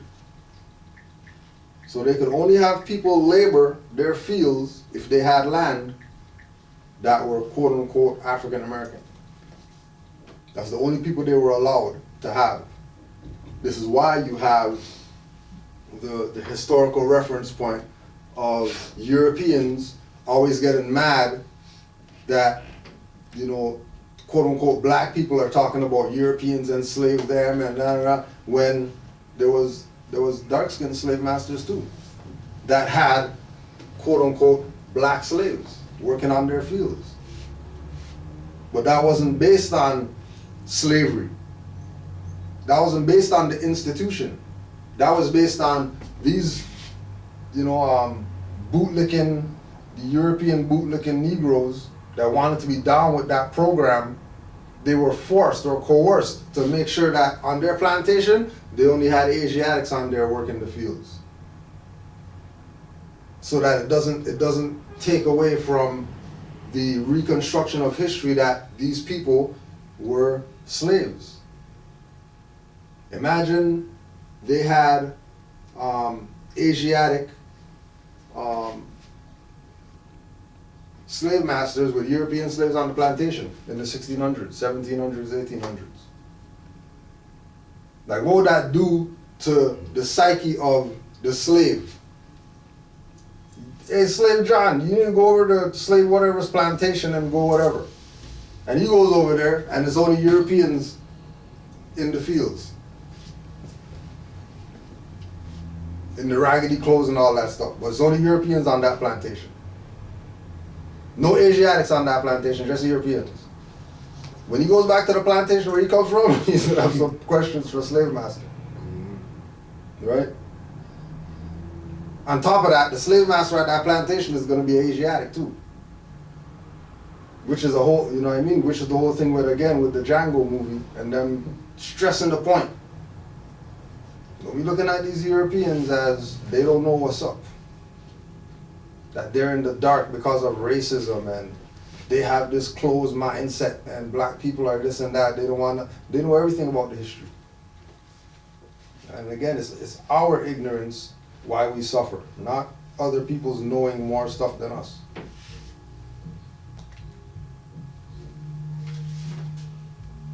Deprivation of civil rights. In trying to defend such property as did remain to them, or in any effort at social mobility, the Catholic Irish labored under the burden of a general denial of civil rights. A series of a dozen laws forbade papists to possess arms or gunpowder or practice law publicly or privately, or serve on grand juries, or hold any position of authority, or trust above subordinate constable, or have the freedom of cities and towns corporate, or serve in the army or navy, or own a horse worth more than £5, or serve in parliament, or vote in any election for public office. The kinship of spirit between the Protestant ascendancy and white supremacy was put on record at the outset of the white race era in 1705 Virginia law reconstituting the Virginia court system. Popish, recusants, convict, Negroes, mulattoes, and Indian servants, and others not being Christians shall be deemed to be taken to be persons incapable in law to be witnesses in any case whatsoever. And keep in mind that they said that Virginia was the baby step state for all the other ones. So anything that Virginia was doing, trust that all the other ones were going to follow the same pattern that they established. Right? Popish recusants, convicts, Negroes, mulattoes, and Indian servants, and others not being Christians, shall be deemed and taken to be persons incapable in law. Right? Same thing going on today. The people that are incapable in law always have a lawyer who works for the same people who are about to violate them, using law or using color of law. Under the slave codes in continental Anglo-America, which didn't exist, right? There's continental America. There's no continental Anglo-America. There's no American jurisdiction that Europeans have superior claim to, right? There's no jurisdiction that's solely theirs here. Anything that they have here, they were allowed to have. Under the slave codes in continental Anglo-America, beginning with a Virginia law of 1705, African American bond laborers were excluded from the right to trial by jury. And in 1832, in the wake of Nat Turner's rebellion, even free African Americans were denied jury trials except in capital cases. So not only were the slaves denied right to jury trial, but even the free people were denied the right to jury trial. Why? Because these people are colonial powers. These people are inquisitionists. These people don't deal with law. They don't deal with anything having to do with due process or rights or anything like that. All they deal with is violating that. And like we said earlier, if they're going to admit that even the free people were subject to the Inquisition activity, then it is no more right for us to have the same perspective as they had back then. That even though that they're free, don't expect nothing from these people. Because the real obligation is on us to do what it is that we're supposed to do. It's not on them to do something for us to be able to say, oh yeah, now we got something because those guys did something. It's for us to do what it is that we're supposed to do. Which is why with the Moors yesterday at the meeting saying, you know, they're going to have their funds that they're going to set aside so they can do what they have to do as members.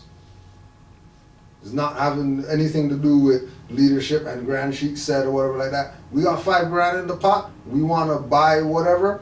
We're going to go buy it as members. Because it's our own stuff that we put in the pot. The only thing we're doing is, you know what I mean, showing allegiance here so that we can get a signature on the paper, get a seal on the paper or whatever like that. Other than that, you're out there handling your affairs. As the Aboriginal indigenous people. You got custom, you got culture, you got whatever. Anything it is that you need relative to dealing with these people out here, then you have different amounts of Moors that you can deal with at any time that have had some type of interaction with these people that, you know, could bring you up to speed or bring you up to date with certain things that they're doing that works, that doesn't work, or whatever. Right?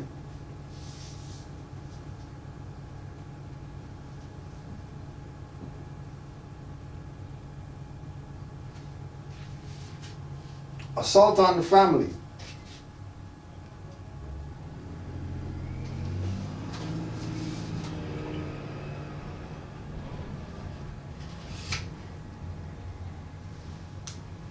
It was here that the racist refusal to recognize the legitimacy of the Irish family took on its cruelest and most ironic aspect.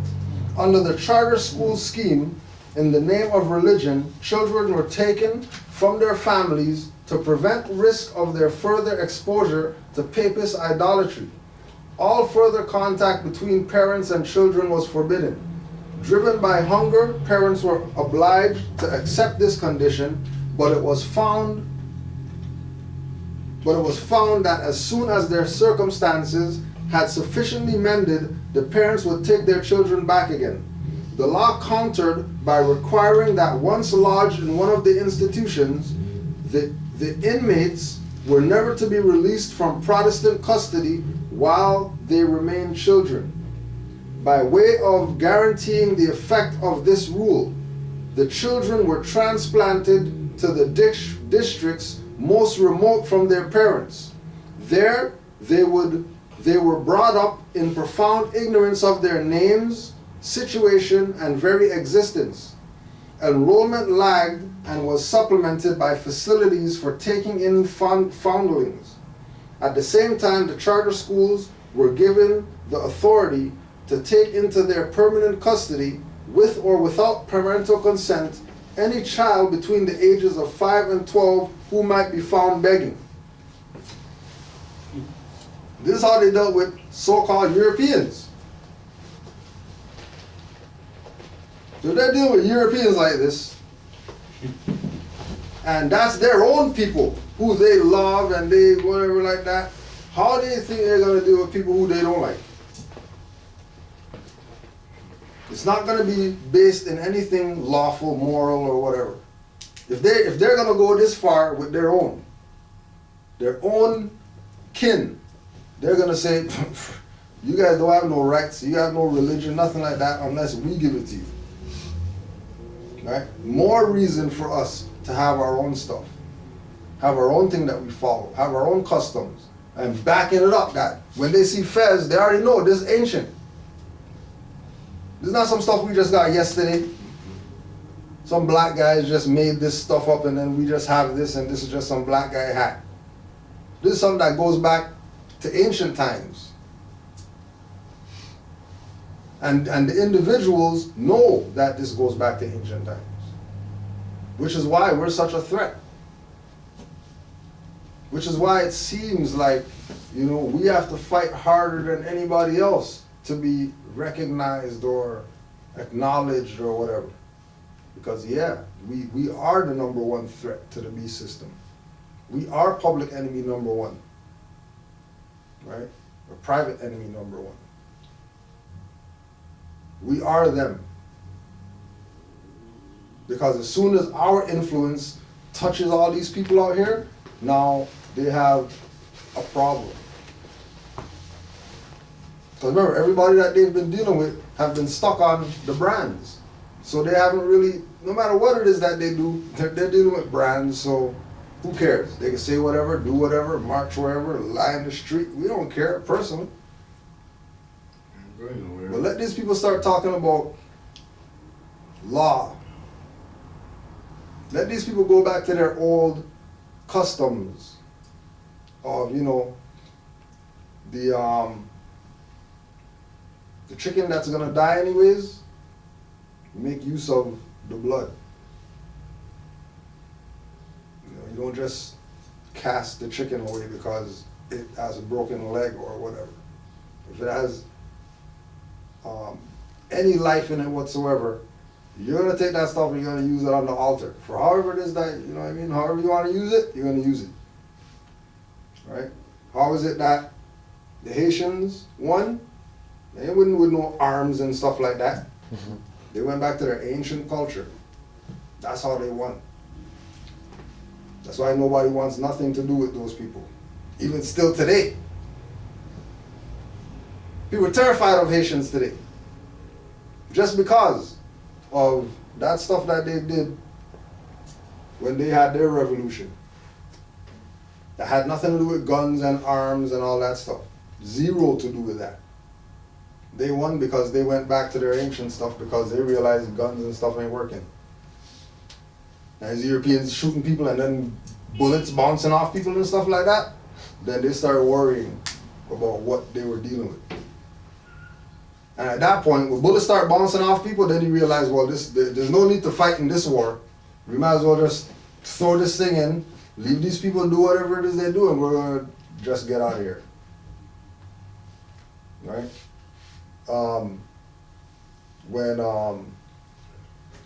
When Brother Black Dot used to talk about the power of music and then using the drums. I can't remember the tribe, but he was talking about a tribe that 3 days away you hear the drums if you have war with them. You have war with some people, and 3 days before the war, you're hearing their drums beating. 3 days away. Immediately, you don't want to have war with these people. If you can hear their drums from 3 days away. Right?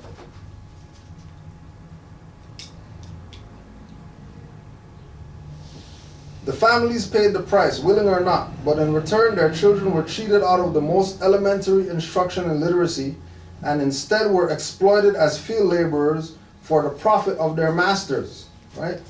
That's no different than all these so-called people out here playing around like they have some career in basketball or whatever.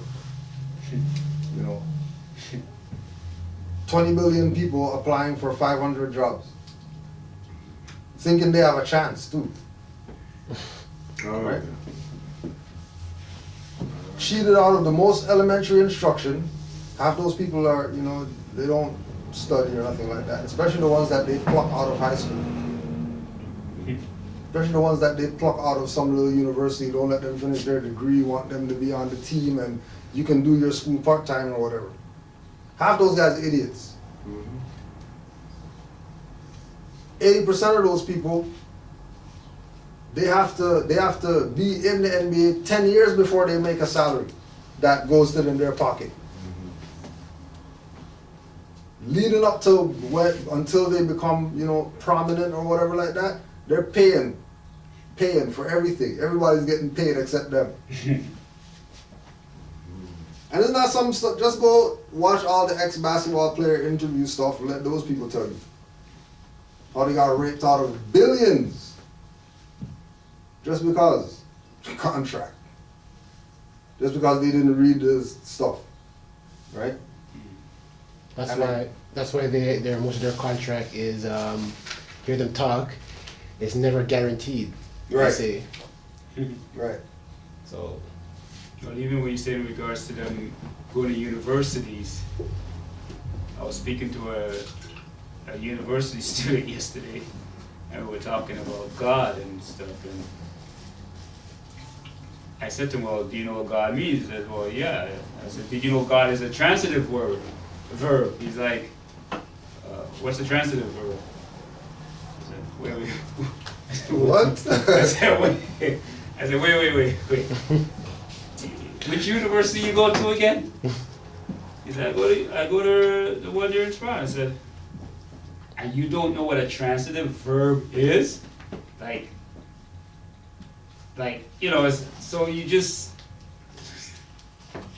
you have to explain, obviously, right? And you go get the information and do whatever, but what are they teaching them in universities nowadays? Like, seriously. That's why yesterday we put up the Noam Chomsky on the page. Yeah. We're talking about education, and you know, you go there to be stupid. And that's what you go there for. You know? Go there to be dumb. Right? Like, and again, you know, keep in mind that, you know, that's today. Yeah. That wasn't the pattern of schools from beginning of time. True. You know what I mean? This is a recent thing where people are coming out of higher education dumber. Yeah. Right? Where they're supposed to go to get enlightenment, that's not happening. They're coming out knowing less than what it is that they went in with. Because when you see all these ball players and stuff, and major things that they do is go ahead and practice, where do they find time to study? Right. Between playing sports and partying, because they party. And then have to travel. They have to travel. They have to travel. Traveling. You know what I mean? Like, where do they find time? Right. And then it goes back into you know, the bourgeoisie, you know what I mean? Those ones who are whatever, they're gonna be able to get their little tutor and their little whatever that, you know, dean's gonna go over and beyond for them because, you know, if this guy's gonna be number one whoever in 3-4 years, why wouldn't we want him to graduate from our university or whatever? You know what I mean? Why not? Matter of fact, how about we just give him his degree? Give it to him. We just give him his degree so that, you know, when the time comes, we can just have him come up, do the handshake, throw the stuff there, and then now we can use his name. That he went here, he graduated from here to draw people. The same thing with some of those, I would say, the doctors. Yeah, exact same thing. You're a rich guy, you have lots of money. You don't send your son to doctor school to learn to be a doctor. Right. You pay the professor, you pay the principal, you pay all of them, and make sure at the end of 6 years, that this he boy's gets his, a doctor. Whether you want to learn it or not. Whether you can cut My money I somebody give open or you, not. make sure you come on. They sure come on with it. Right. But you become a no good doctor. Straight.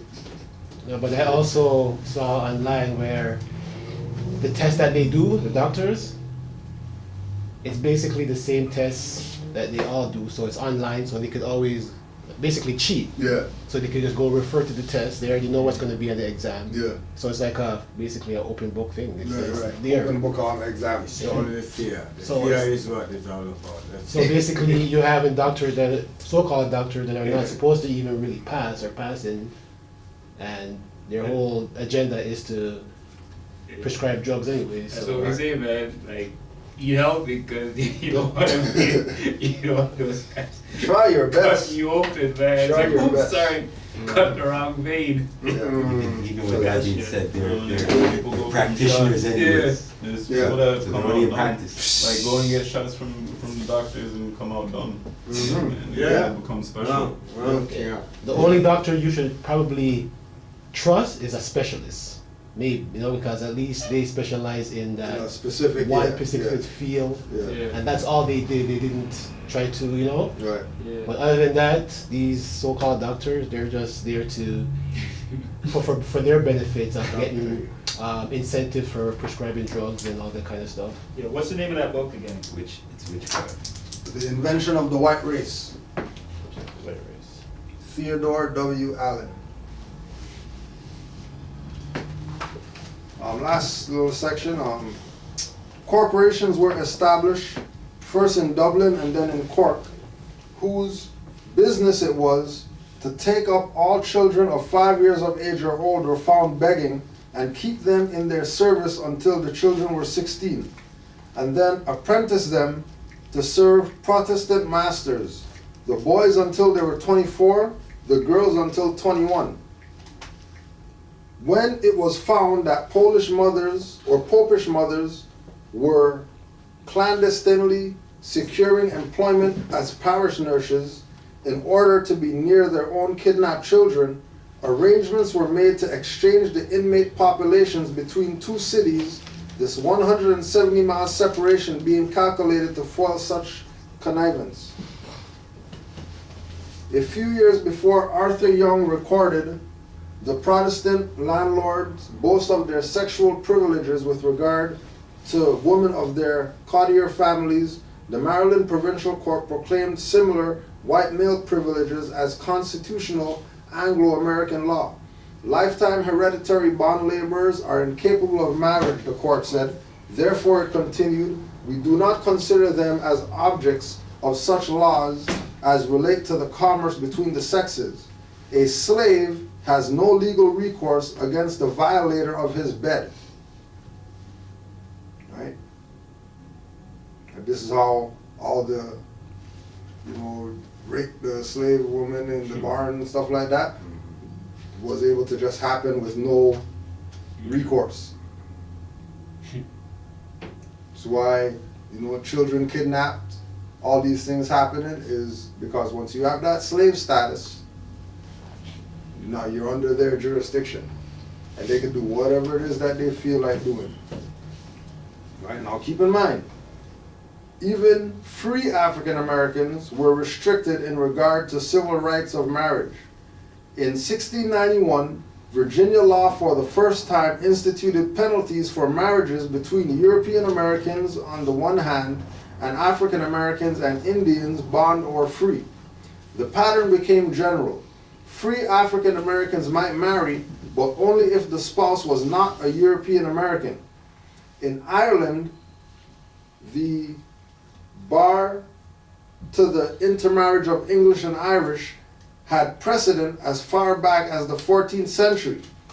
The Anglo-Irish Parliament, as I have noted, reenacted that principle in law as a part of the penal laws in 1697. In Virginia, the cry was abominable mixture. In Ireland, it was corruption and perversion and dishonor to Almighty God. Right, so again, the invention of the white race, Theodore W. Allen. We just got a couple questions, and if anybody got questions here, just put those up. I want to plug the new business that just opened up. I believe it's Detroit. Moreherbs.com. Moreherbs.com. And it's the More Herbs Marketplace. 313-286-4501. Ionized alkaline water, herbal remedies, healthy comfort food, weight loss, health consultations, fresh juices, hot soups. 16140 West 7 Mile Road, moreherbs.com. What's the number again? 313-286-4501. Right, moreherbs.com. So make sure you check them out and show some support. New business just started up.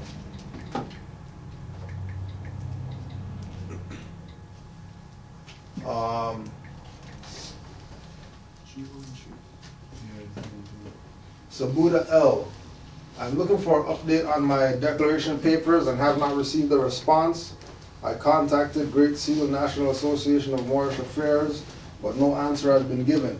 I sent my papers about 2 months ago to be sealed and I have not received them back yet. I know you are on the board of RV Bay. Hopefully you are able to help me with an update. Yeah. One of the, when people have issues with name correction papers or nationality cards taking long, or you didn't get your order or whatever, we look at it the same way we look at dealing with anybody else.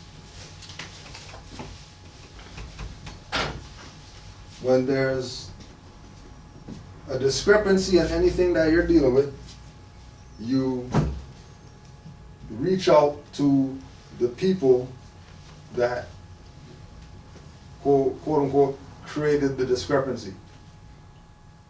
One thing that people do not do with regard to RV Bay publications and discrepancies is call into the show. Never ever do they call into the show. They're gonna email for months, get no reply.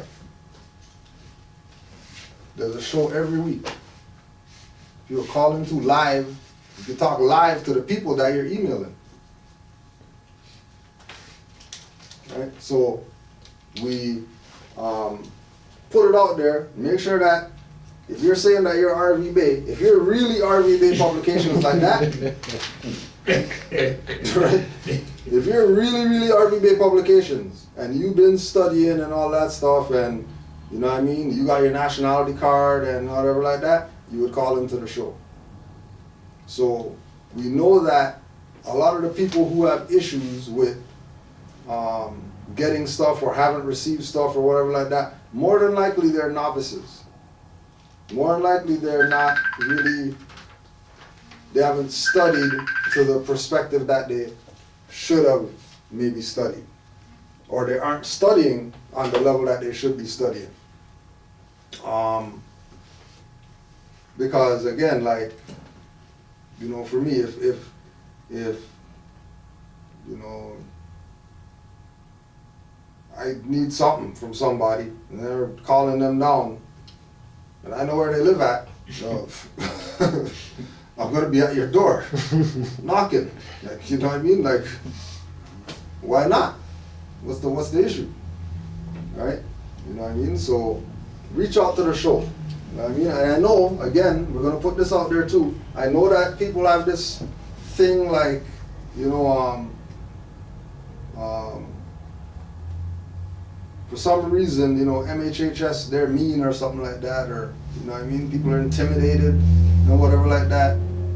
You'll be surprised if you call into the show, talk to these people. So, you know, get over your feelings and stuff like that, emotions and all that stuff. If you have an issue with RV Bay Publications, there's a show on Blog Talk Radio every Tuesday, 9:30 p.m. It's a call-in show. You can go on blogtalkradio.com, MHHS, eyes wide open, get the number and all that stuff. But if you got problems, if you've been waiting 2, 3, 4, 5, 8 months for something, and you're talking about, well, I've been sending emails and nobody's getting back to me, like, clearly something's up that's supposed to make you want to get a hold of somebody. Right? Forget email and all that stuff, because again, that's part of this new age social media, you know what I mean, like mindset that, you know, the time you're taking to text me the book or whatever, you could just pick up the phone, call, and be done in 2 minutes. Like, you know what I mean? Right? But going away from all that and into this brain dead. Bring them into yeah, brain dead. Right? In this status of, you know, message people and send an email, and if they don't reply, oh, well, they're violating. Yeah. Maybe their computers don't. Maybe they have no internet. Maybe the internet got cut for the past 2 months. Maybe we're busy working. You know what I mean? Maybe they got a job. Maybe they work nights. You know what I mean? While you're awake in the day, you know what I'm saying? They gotta sleep because their shift is 8 to 7 a.m. or some shit. You know what I mean? So like, you know, like you can't. Yeah, you would have got some products or whatever like that. It's taken long. Yeah, we get that. But also understand that, you know, there's ample amounts of people waking up with only this one outlet to go to get certain things done. And isn't there only like 2 or 3 people really dealing with it? Yeah, like literally. Yeah. 2 or 3 people dealing with this thing. So it's not Here's like an example. Like they just sorry to cut your wisdom. They just shut down the exit on the Gardner. From yesterday. Chaos. So instead of having 3 exits, they have 1 exit. I mean, coming off the Gardner. That's why there's more traffic. You know what I'm saying? Like, it's the same thing with information. You have a whole bunch of quote-unquote legal black and colored people want to get information. Coming off the highway, now you need to get on the back streets because you need to study, you know? Because things are moving by you so fast. So that's the terminology. Like, people, if it takes 6 months, wait the 6 months, just be studying. Straight up. Like, come on, man. It ain't gonna happen in a day. You think it's gonna happen in a day? Well, it's not happening in a day. It's not. It's not. You know, come on. Never mind that there's gonna come a time when you can't get it at all. So yeah, they're lucky right now. They're not lucky they are right now. Where did you get? Where did I get? I've been telling you a long time. Like, you don't get your degree in 6 months. You get it in 5 years. Man, like straight up, man. Study, man. Dudes gotta pay. Sorry. Dudes gotta pay. Yo. Right? Whatever level of dues, you gotta pay them. You know, because you can't expect anything if you're not putting in your portion. Right? And everybody has their portion. There's no way that there should be, you know what I mean, only 4 people doing whatever, certain work or whatever. There should be a fleet of people. You know what I mean? But you know, being that we don't have that, we gotta do what we got. Well, you're the only one that got problems? Like, sorry. But you also, it's funny that you always say that too, because there's all these dirty Moors, or just people in general, Moors in general, always talking about RV Bay and saying stuff about active Moors. And they never ever call into the show with their discrepancy. Never. No. I mean, you know. But online they want to be talking BS. Well. But call into the show. Welcome to the show, man. Call in. Speak your mind. Speak Right? your mind. You get a direct answer, but they don't want that. They just want to spread misinformation and confusion. Right. Yeah. Because usually when I listen to the show, whether it's live or pre-recorded, it's usually mostly the same Moors that call in and giving their support. You know what I mean? However, 10 or 20 Moors that call in and, you know, sporadically, it's usually the same. You can tell by their voices, you know what I mean? Yeah. But nobody calls in and say, well, we have an issue, or this is the issue, or... Got an issue, bring it up, man. Go around. Right? Especially with regard to things like that, like yo, like you know, to put that out there, man. you paid for something, and you didn't get what it is. You know, you're gonna call the customer service people like, yo, where's the stuff? You know what I mean? You're not gonna, you know, they never sent the stuff for 8 months and sit there waiting. Who does that? Nobody doesn't do that. You should be You studying. know what I mean? But again, it comes to the thing, like, you know, they get this thing of Moors, and then now they have this high and mighty perspective, like, you know, Yeah. well, yeah. Oh, well, since the Moors are dealing with my stuff, then, you know what I mean? Yeah. It should come, you know, shrink wrapped with the little star thing on it. Yeah. You're not asking, you don't have no expectations of anybody else out there like that. So why are you having these expectations with Moors? Right? I would like to get a list of all the DVDs that you offer. Could you please send me a list or link to that info? Well, the only link to that info is 2533 Eglinton Avenue West, where you can come on the wall. About to sit there on the shelf. Where you can come on the Because wall. I don't know how you're going to make a list down there. How? Tell me how now. Secretary says he ain't doing it. We've been trying to make a list of this thing. Right?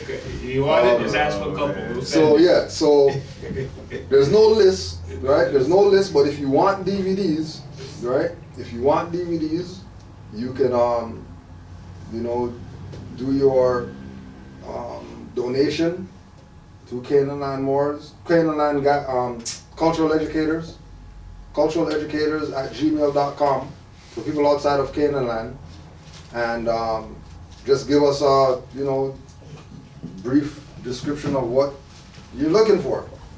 And we got enough DVDs that I'm sure we can find 3, 4, 5, whatever amount of DVDs. But the list thing, there ain't no list. Sorry. Because nobody had no time sitting there typing up no DVDs. You know what I mean? And as well,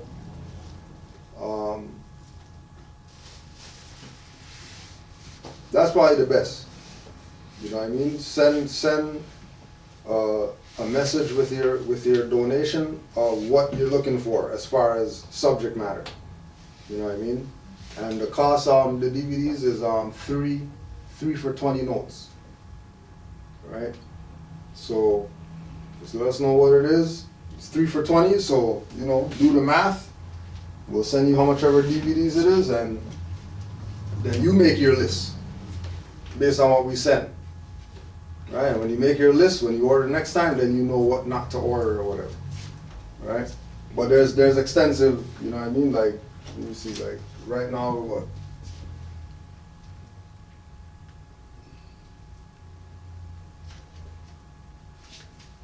So right now in the immediate vicinity, we have about 60 different titles in the immediate vicinity. And then there's still spools and spools still left that aren't even on the wall, right? And then there's also the bag that we do our vending out of, where it got DVDs and that aren't on the wall, right? The next part of the question, I know Prophet Noble Drew Ali said to do all new business in your free national name, but I'm trying to understand how do I handle that at work. I am not yet self-employed and nationalized while still encumbering with this false way of life in the matrix. Now, Noble Drew Ali said again, right? Because you said it. Noble Drew Ali said, do all new business in your free national name. So, new business would be anything new. Your job that you had before this information is not new. There's no need to change that. Birth certificate is not new. License is not new. Social whatever is not new. None of these instruments that these people gave are not new. Right? So the idea of, well, how do I maneuver with the... Just learn to live within contracts. You learn to reserve your rights anytime you're using that fictitious name that's from the birth certificate or whatever. And once you use that name, you better have nationality mindset behind that.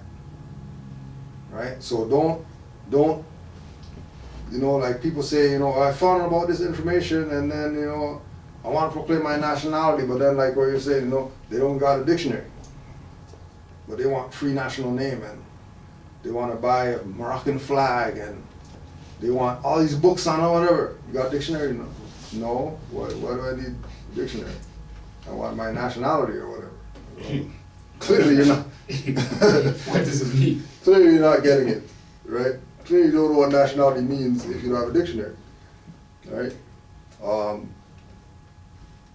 So old business stays as it is, right? We get caught up in this whole thing, or they're taxing us and they're whatever, and they're not paying you. Don't worry about no taxes. If they're giving you gold and silver or something like that, okay, I would, you know, consider them taking some of my gold and silver out of my check. But because they're not even paying us, that means they're not even taxing us. And it's about the mindset. So having the correct mindset. Once you have the correct mindset, you're not going to be hindered by certain stuff. It's not going to be an issue for them to do certain things because you already know your mindset is already off that. What it's really about with our people. It's not, you know, the violations that they're getting. It's why are they being violated. And 99% of the time we're being violated because we have a contract with these people that we didn't reserve our rights on, or we're claiming to be something that we're not, which gives them jurisdiction to do whatever it is that they want. So when we talk about W-4s and changing this and that and all that has to do with living within contracts. Because guarantee you, when you go to Human Resources Office or whatever like that, go change your name and all that and update all their records and stuff like that, eventually it's going to come to the taxes page. And then when you go to the taxes page, you're basically saying that because I'm not a corporation, you guys can't take anything from my check. But because they're contracted to the state, the province, the federal government or whatever, to make sure that these taxes get paid, then that means they're going to have to pay your taxes if you don't pay them. And they'll more than likely just get rid of you so they'll have to pay your tax. More than likely, they'll just do that. Because why even keep you on? Why would they pay your taxes? Think about your taxes and think about the whoever that you work for willingly paying that on your behalf with their money. Not your money. They're paying you your full whatever you're supposed to get gross. Right? Taking nothing off. But the taxes part, oh, they'll handle that on your behalf. You get your full stuff. You don't have to pay anything. but they'll pay that on your behalf. You think that's gonna last too long? Eventually they're gonna be like, not paying your stuff anymore. Right? So you learn to live within contracts. Or, like you say, work for yourself. Start your own thing. Start your own stuff. You start your own business, then you don't have to worry about them taxing you. You don't have to worry about them garnishing your wage. You don't have to worry about them sending some letters that you owe something or whatever like that. All that stuff is eliminated if you have your own stuff. I got a joke. When I was going through my issues before I know myself right now, and I been self-employed for a long time. So when I go to court with the child support thing, and her lawyer said to me, they need the name of my boss. Yeah. I give him Your give him name. my name. I give him my name. Yeah. He said no. Your the boss name boss. of the person that write the check for you. I tell him me again. He said he started to look at me and think it's a joke. And he said, oh, you think this is a joke, you laughing? Yeah, I just say, yeah, garnish. Ain't garnish it. I'm the one that's coming. Yeah, garnish my stuff. Yeah, garnish my what stuff. I do on a contract with you. Well, there you go. There Right. you go. There you go. And then right there, child support, eliminated. Eliminated. Because it has to come from me. But they can't Has to- garnish can't talk to me. Can't garnish your stuff if you're not contracted with them. I authorize 0.0. Right? You know, and again, you know, people are gonna have their, well, you know, I need a job, and all right, well, you know, learn to live within contracts. Then, like, it's real simple. I think you learn to live within contracts in the matrix, right? You learn how to, you know, dodge bullets and stuff like that, or you be where the porridge and stuff is, and you just eat the porridge and shut the hell up. Like, that's your options. You want to live on Nebuchadnezzar? Then you live on Nebuchadnezzar, everything's cool. You don't have to worry about nothing. You don't have to pay nobody. They got a little orgy party going on once a month or whatever like that. You go gyrate and all that stuff. You're not missing no caravan or nothing. Right? Or you want to plug in and go in the matrix. All right, when you go in the matrix, you have to deal with agents. You have to deal with Uncle Mr. Smiths and Agent Smiths and, you know, dudes, same faces and stuff like that, attacking you and all that. You can't even find a phone booth, can't find a phone booth, like, that's the matrix. Right? Live within contracts or be on the Nebuchadnezzar and not even worry about it. Right? And again too, like, you know, when you talk about, you know, taxes, jobs, and all that stuff. You know, keep in mind, those are things that we were supposed to be providing for ourselves. Right? The Chinese have the Chinese grocery store, and I don't see anybody other than Chinese working in there. Well, go into it. Right?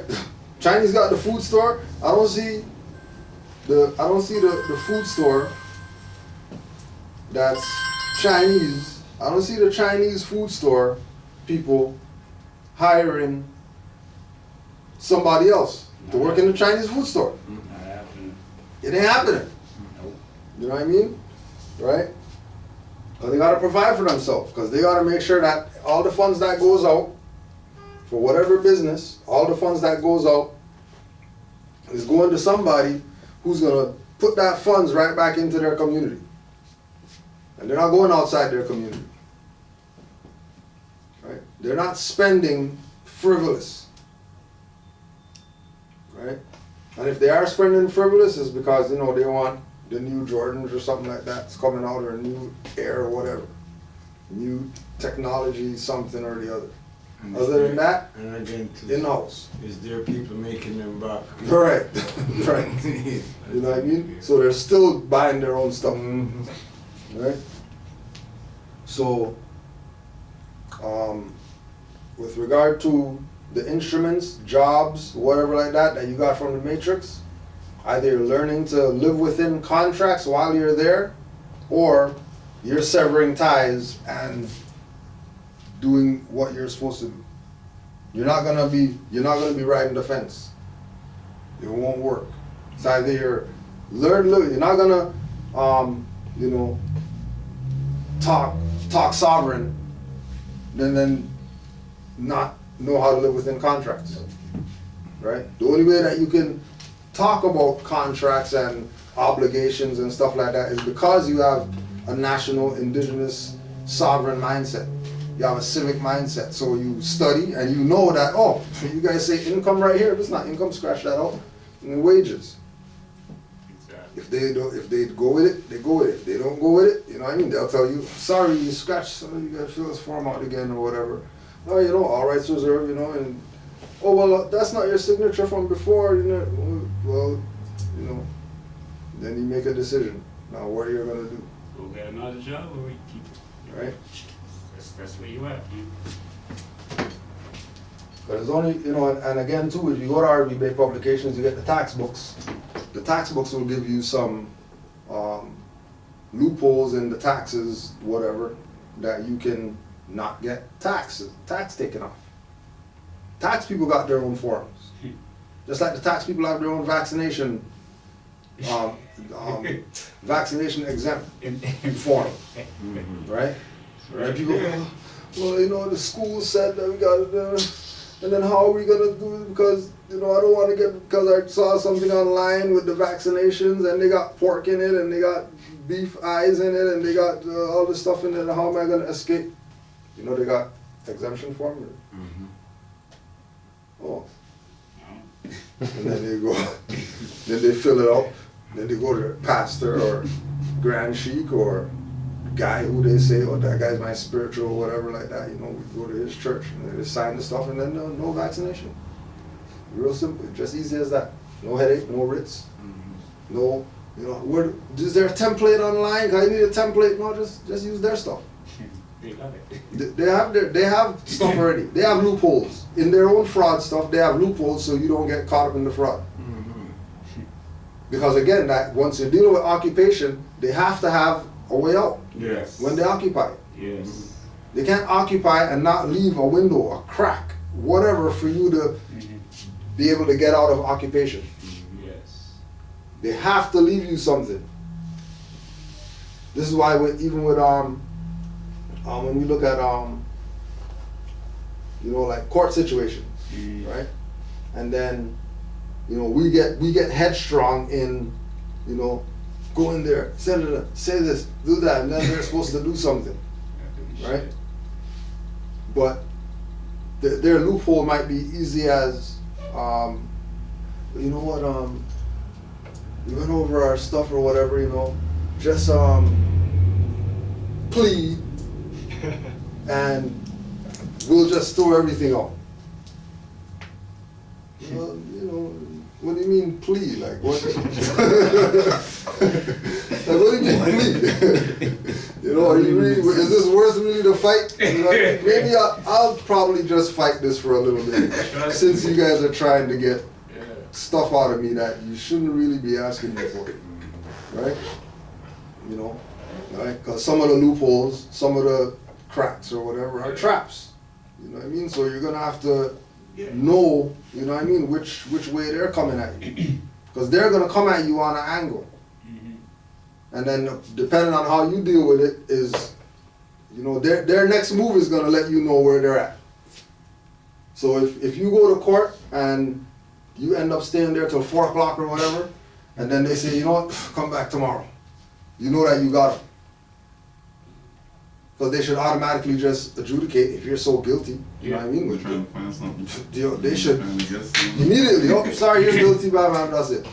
Right? If they're talking about adjourn, you know, well, we don't know, we're going to take a recess and then we come back, we're going to adjourn, and, you know, could you please tell us what date you can come back or whatever? And you're talking, what date can I come back on? Tomorrow. You know, you better tell them 5 years from now. I'll come back in 5 years. Since you can't deal with it today, I'll come back in 5. Well, that's a little bit long. Okay, 3 years. We negotiated, see? Right? Business. You know what I mean? Right? Just to add to that too, when I had when I was dealing with the de facto, they were trying to make me come back, even though they threw out the charge that they really had something against me for. I'm like, I ain't coming back. This is gonna get thrown out anyways. Right. Because I have a doctor's note to why I missed court, So what am I coming back for? I'm not coming back. So you guys either you throw this out or else I ain't coming back. Right? And I just told them straight up. And they tried to, like you said, recess this, drag it out that, ray that. But at the end of the day, I just stood on my square and said, I'm not coming back. Right? And they just did their little charades, you know. And at the end of the day, they threw it out. But like you said, you know what I mean?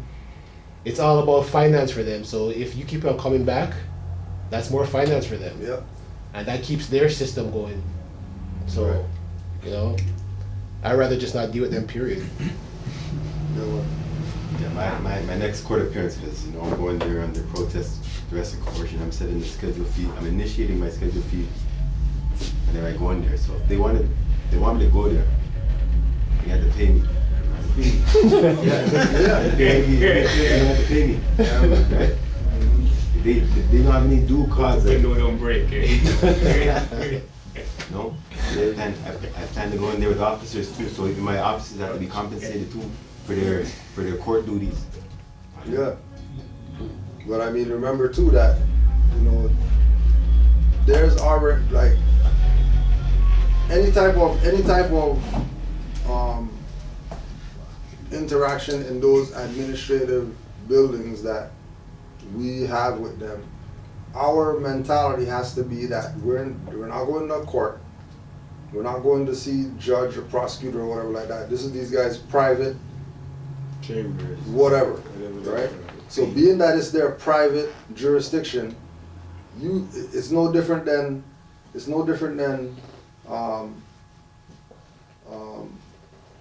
us saying, you know, somebody violate, so we're just gonna go to, you know, chief of police car, put a yellow thing on his car, and then he's gonna come pay. He ain't coming to pay nothing. Because he has no contract.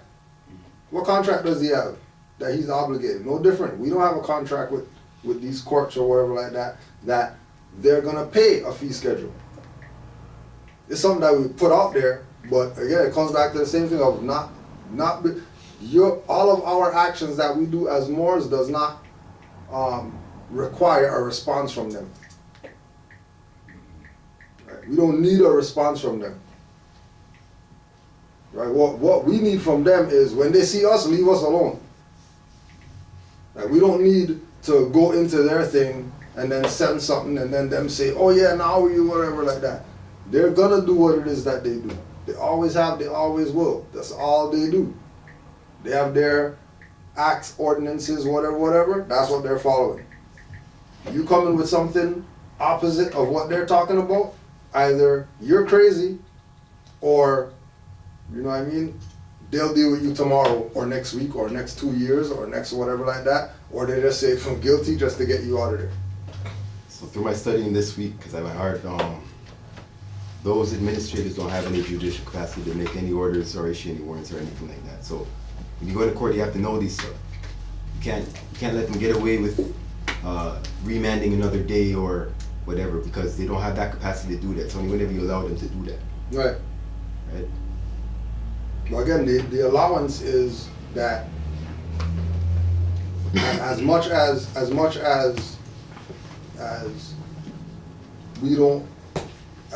they don't have the authority, we put ourselves under that authority with these birth certificates, licenses, and all these other stuff that they always go back to as a reference point of how to deal with us.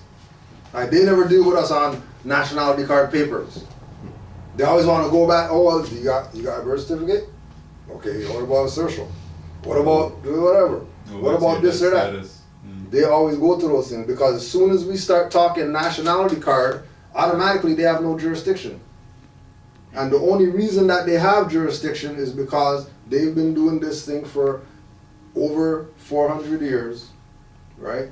They've got comfortable in the Negro Acts and the Black Codes, and nobody ever coming up there and challenging their authority. And then now people are starting to challenge their authority. And you know, we have to get it to the point with them that as soon as they see us, it's not even anything happening on that level. As soon as they see us, they already know, oh, as soon as we see these cards, leave those people alone. No different than when they see New York, Florida, or whatever tags, and they don't bother them. Same thing. They see Manitoba tags, they don't bother them people, except Brother Lanray or whatever. Right? But other than that, nobody else gets bothered. Did them bad. Right? They done bad. Right? Everybody's mad now. Yeah.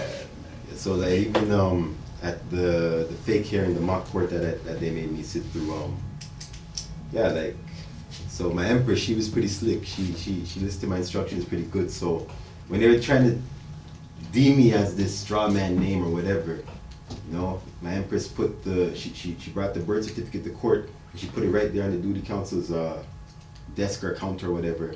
So I said, listen, that's not me. The name that you're seeking, right? Because I have an appellation, and they understood too. So I said, the name that you're seeking is right there on the duty counsel's desk right there. And then the duty counsel picked it up and said, oh, Your Honor, the name and the birthday that you're seeking is right here, right? So there was a clear distinction whenever the Crown wanted to cross-examine me based on my Moorish science and all of that. It's like, so you don't go by this name? It's like, no, I don't have a name. Name denotes an object, right? The object's right there, right? And I have an appellation, which is, you know, it's a title which applies to, or it can apply to a person, right? So again, they stopped calling me by the straw and it's like, okay, all right, Michael, you know, okay, Michael, so, and that was even my first appearance. That's when they had me in their dungeon and brought me upstairs. Understand? So, for them, they want to just know that you're not trying to evade the charges, the obligation, right? So if you're actually claiming that you're sui jury and all that, they want to know that you're a responsible person, I guess, that you can handle your affairs. But if you're showing that you're not a responsible person or a child or minority, then okay, no. You go back in the cells or whatever. So I know that they let me out based on, you know, my maturity. Right. Understand? And I said, I'm not running away from the charges. Because they were saying evaluation and stuff too. Yeah. We were talking about. So they want Jesse Johnson, the straw man, to go for a mental assessment. But then she corrected herself. Actually, Jesse Johnson doesn't have to go for the mental assessment, but just show that he has gone to actually make an appointment or something like that. Yeah. But that's all you're gonna get from him. Because from that day I'm correcting everything. Yeah. Right? I'm a sovereign being, sentient, and I'm sui juris. So, you know, it's only between me and my creator right now. But even he doesn't have that obligation on me, right? He gave me free will. So unless you guys are trying to, you know, intervene in between that, that's between you guys again. Right, and then that's why they intervene between that, because according to their record, they're our God. The acts are people. Right? Those people who are in power, they're God. Those people who got, you know what I mean, who do stuff like this. Those guys are the God. These people. And all that bowing in the court. Right? You know what I mean? Yeah, right? Well, to add to, you just mentioned God, and just like I mentioned before with what God is the creator. What did they create? They created a birth certificate. Okay, got you. Yeah. I'm saying? So yes, they are your God because they created that birth certificate. Have you ever seen the judge's oath to office for Canada? Yeah. So, the allegiance to the Queen. Yeah, and their realm. So again, it's the realm. The realm. That's a paradigm of thinking because their realm's in the water. Right. It's not on the land. Right. Right. So if they got you believing in that realm and all that, so even whenever I'm not understand, but in their courts, I'm defending my realm. Yeah. In my state. Right. Which is up here. Right. Because you're not gonna be interjecting what you want me to think or how you want me to perceive this, right? I'm in here with a clear mind. So I'm just gonna go along with it. Yeah. And every man is a priest unto himself. You know what I mean? Every man is self-counsel, which is the whole point of even the studying. That, you know, the majority of the Moors who are, we'll say, allodial nationality card holders, they don't have this mentality of, you know, every time they got something, somebody needs to come with them and stuff like that. They go handle their business because they're self-counsel, right? There's no Moors that I know that are studious, that go to court with somebody to be there to talk for them or whatever like that. You know what I mean? If anybody's going there, just going there just to record or check to make sure or whatever. But they're not going there to talk for no more. But even still, if they're going there, because that's what I'm saying, our birthright, we're not supposed to be there in the public. Like we're supposed to be there as officers. So we're doing court duties anytime we go to court. That's how I have to go and set my schedule fee. And my officers need to be paid also. They're not here for free. Not here to spectate like the public. They're working, right? So we kind of go with our sashes and everything, tuxedo, everything. Let them know the Moors are back, and we are the de jure government. So I kind of take over the courtroom with the two other officers with me. That's De La Soul, man. Tribunal, right here. And we're dealing with the name. And because I'm going in with my judicial authority, I can preside over the case, and I know how to deal with that too. Also with the writs. So I'm not gonna let them have the last say or anything over that name. I might even trademark my name officially through the master license too, because that's the only instrument again that they're acting on for that name. If I have the master license over that name, that straw name, they have no authority. But I remember what we were talking about earlier, that if you're making a claim, it has to be on the original, and the birth certificate's not the original.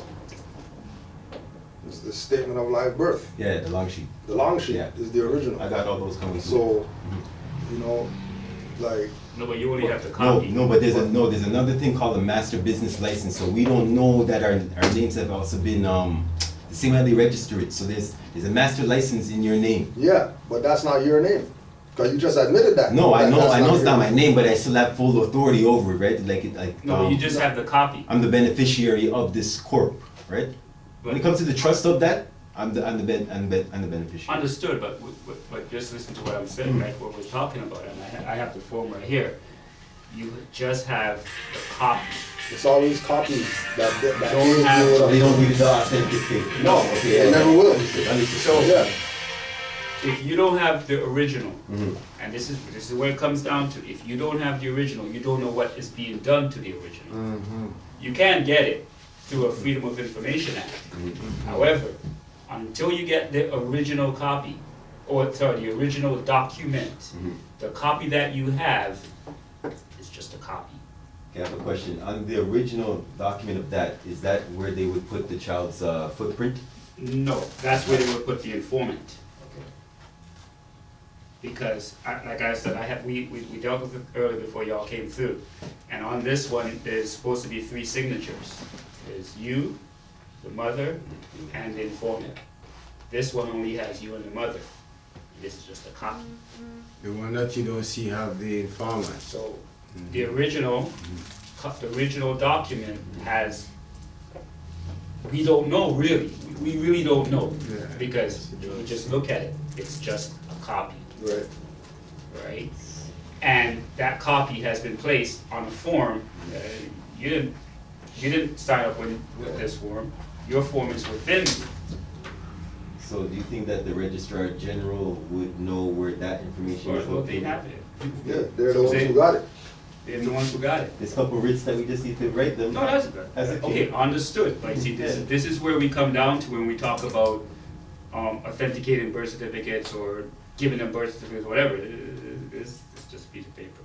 This doesn't denote me. No, this is just an extract. So yes, maybe they do put the baby's thumb footprint on the original. For the soul, but then I'm saying that would probably go to the Vatican after or something like that, right? I mean, wherever it goes, we don't got it. They're the ones that own it. I mean, it's theirs. It's their property. See what I'm saying? You know what I mean? So you can't revoke that? Your parents can't? No, well, it's revoked based on you proclaiming their nationality. That's it. It's revoked. That's it. Right, but it's not going to be revoked if we still got it. Like, we got the authority of whatever. Then it's not revoked. Because you're the holder of that. Because, right. And then if you're the holder of it, now you're responsible for everything that that did. Because remember, look at the word authentication. When we look it up, it states authenticating it, making it. You are making it real now. You are giving it power. So, if this is not yours, but you're making it real, all you're doing is signing off on the fraud. Now you're part of the fraud. Not even, like I said, it's not a matter that you're doing anything with it, but no, you've just authorized the You just fraud to make the fraud to continue. be legit. They're frauding already, but you just authorize it, they just get more. Which is why they push Moors to do these UCCs and stuff like that. Yeah. Because they need the authority of the sovereign. In order for them to go further with what it is. Like, if, let's say, you authenticate the birth certificate. What are they doing with the original after that's authenticated? Who knows? But now a free national just said LB on this thing that so anybody who else has this says, hey, I got LB to sign this or whatever like that. That makes it. He's definitely not getting that. Because even with the birth certificate, You know what I'm saying? that contract already don't have nothing to do with me. Yeah. Because I'm not the signee on the paper. Exactly. But so, as I said, now what you are is, I forgot the law term, but you have just, like, you are that thing that made this paper real. So now all you're doing is stepping up and saying, okay, all right, I am what's on that paper now. Mm-hmm. Now, not only that, they have your soul, they got the body, they got everything. Now they have your nationality, if you look at it like that. You know what I'm saying? Now they got you, like from the get-go. Because they have original contract with them. They have the original contract, now you just certified it, even more. Because you are it. Yeah. Okay, Like, so you're not the birth certificate. No. You're not the ward or whatever. Mhm. But its existence is based on your life. Yes. But that was because we didn't have control over our own life. Yes. They had control over our life. And then through the certificate, that's how they control us. Through the license, that's how they control us. Through the social, that's how they control us. Through the whatever.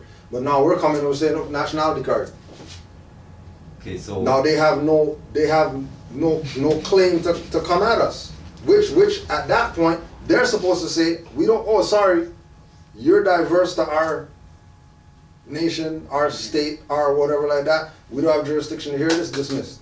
That's how it's supposed to be. That's it.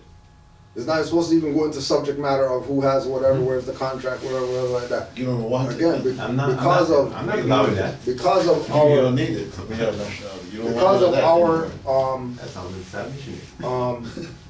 lack of being in this mindset of dealing with it like this, right?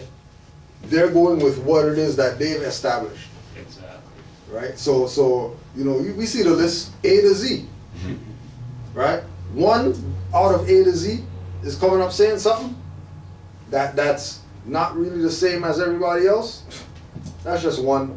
We could dismiss it, put it off till tomorrow, whatever it is that they decide to do. That's just one individual. But let everybody, just like when we put up the that European that was talking about going to court and getting everything dismissed, and then he went back to the court just to see what was going to be up. Yeah, yeah. And another guy that was after him went up, said, well, I don't know what that guy said before or whatever like that, but what he said sounds good. Sounds good. I want to do what he did. Yeah, man. I want to do what he did. I want to do what he did. Put all of his stuff on top of me. Yeah, just put his stuff, whatever he said, I mean apply that to me That's for what my I stuff. mean too. You know what I mean? Yeah.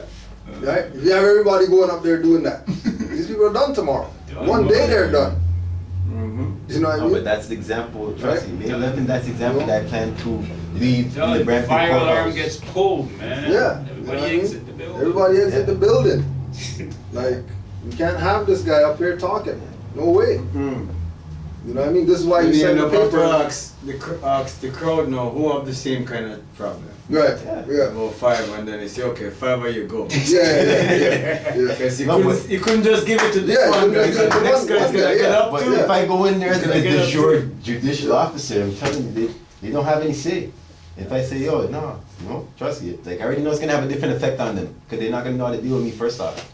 Yeah. How many people have made actions that came into that court? Now keep in mind too that they have their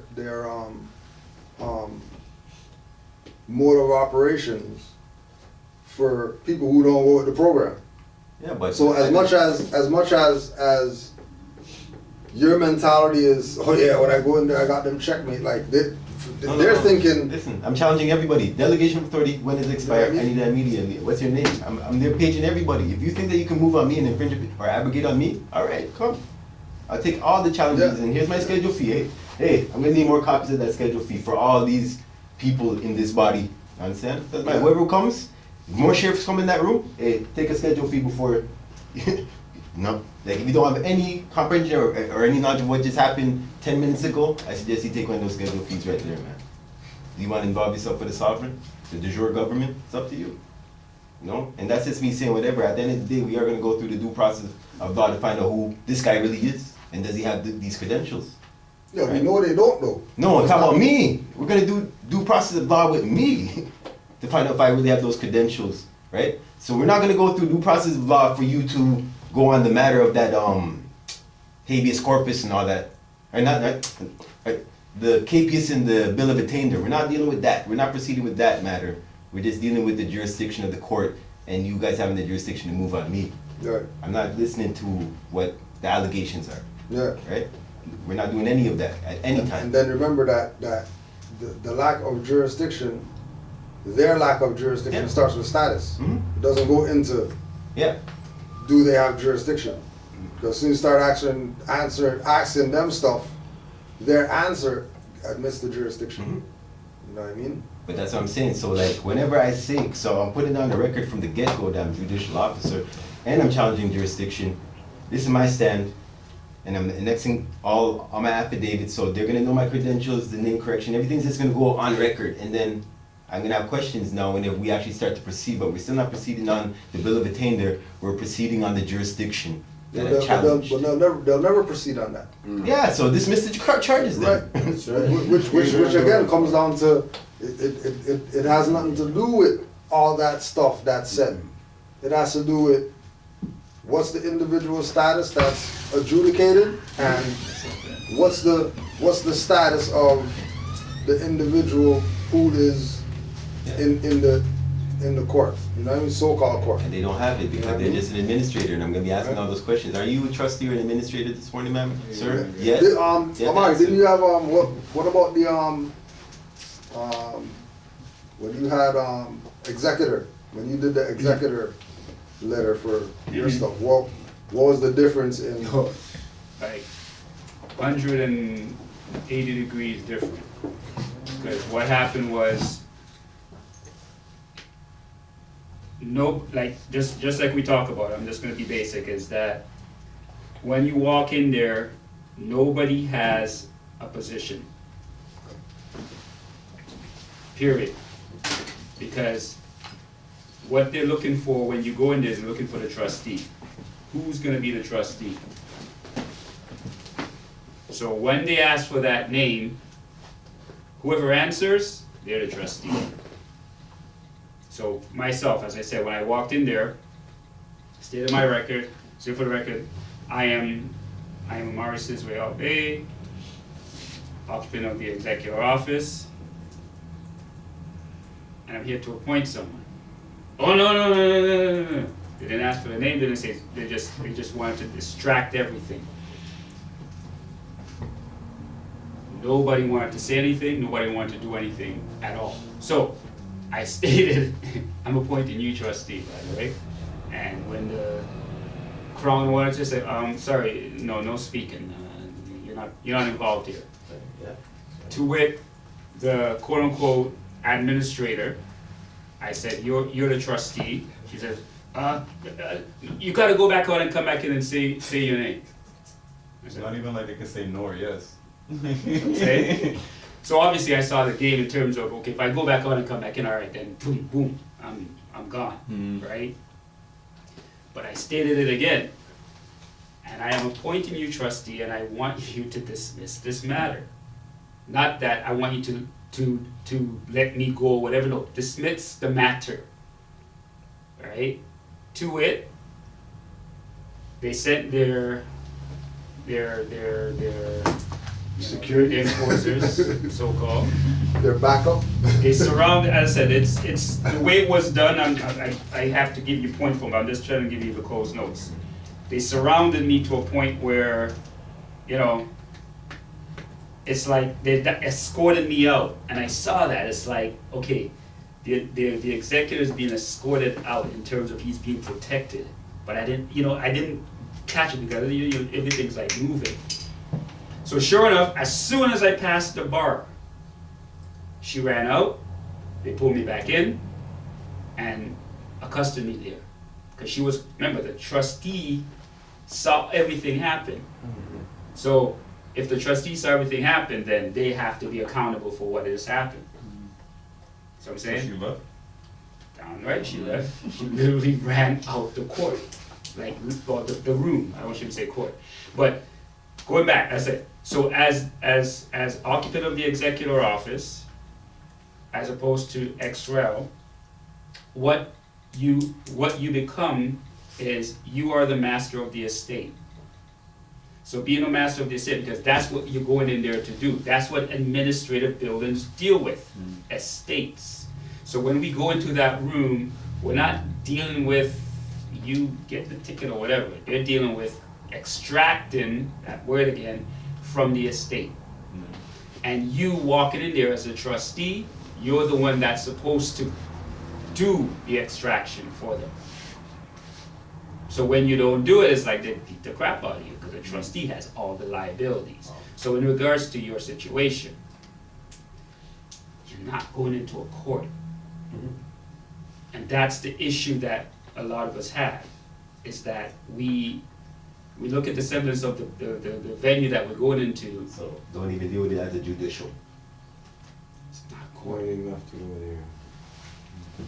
You know what I'm saying? So, like, see, this is where when we study, it's not a matter like you use the executor information to do it. It's just understand what an executor is, understand what trust is, understand what the administrators are supposed to do. It's an administrative building. Administrative buildings deal with trust. You walking in there, when they call that name, all those people are all trustees of that name. That's it. You want to go to court, go to Philadelphia. That's it. That's the only court. It's the only court you should be able to deal with.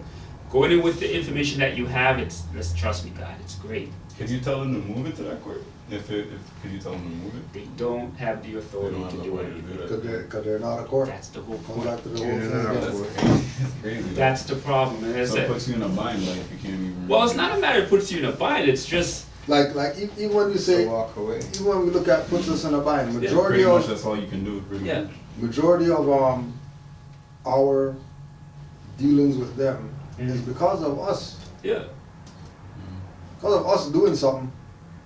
We did something that made these people, hey, grab that one. You just did something, get that one, check that one. Exactly. You know what I mean?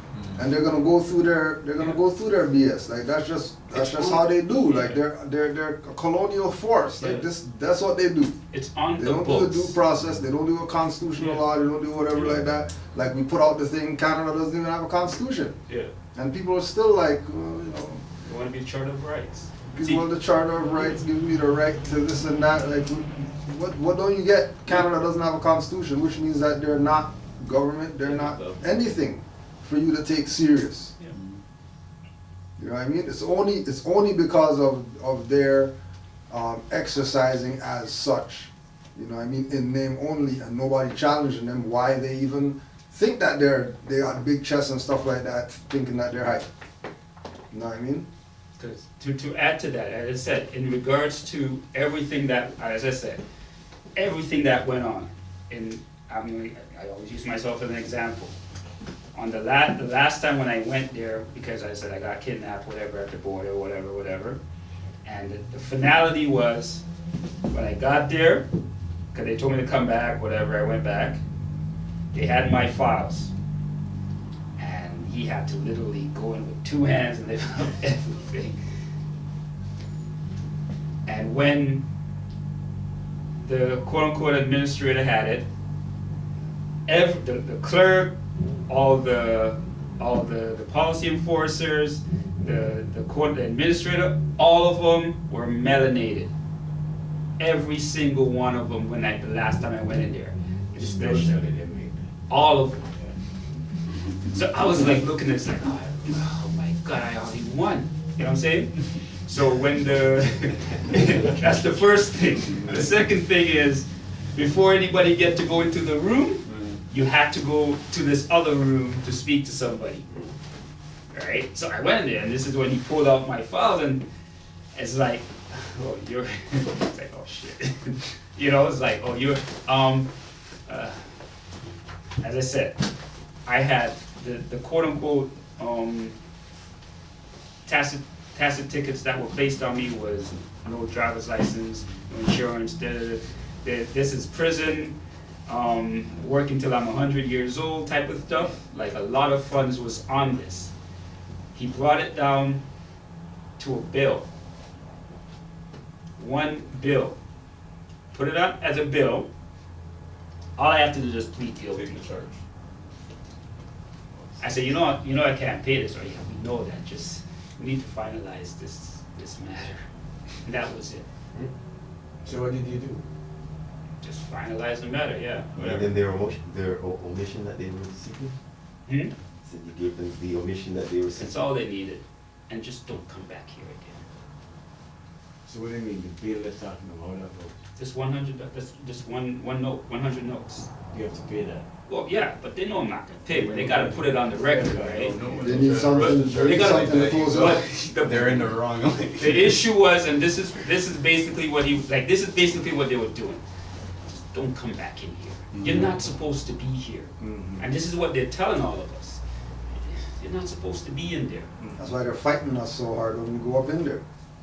Like, Because what are you in there, doing here? in there is for the sheeple. Yeah, because as I said, like leaving, like they're looking at me, it's like, don't come back. As I said, I got trespassing tickets. They're telling me something. Don't come in here. You're not supposed to be here. I got one of those too. You know what I'm saying? Like, how could you go to a place that you're trespassing on going? It's like you're double mind. So it's like they're basically saying to you without telling you. This is said, like, choose your battles.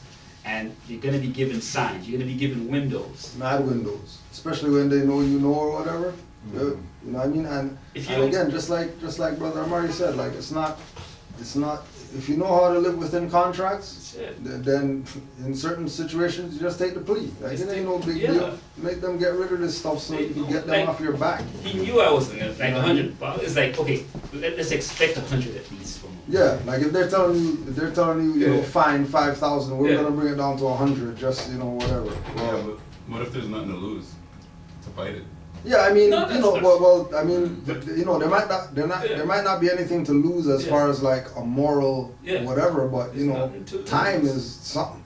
Cause like they originally wanted to give me time, like maybe 6 months and a fine, but then I was fighting it and I wasn't gonna plead guilty, and they dropped it. They lowered it to $1,000 fine. Yeah.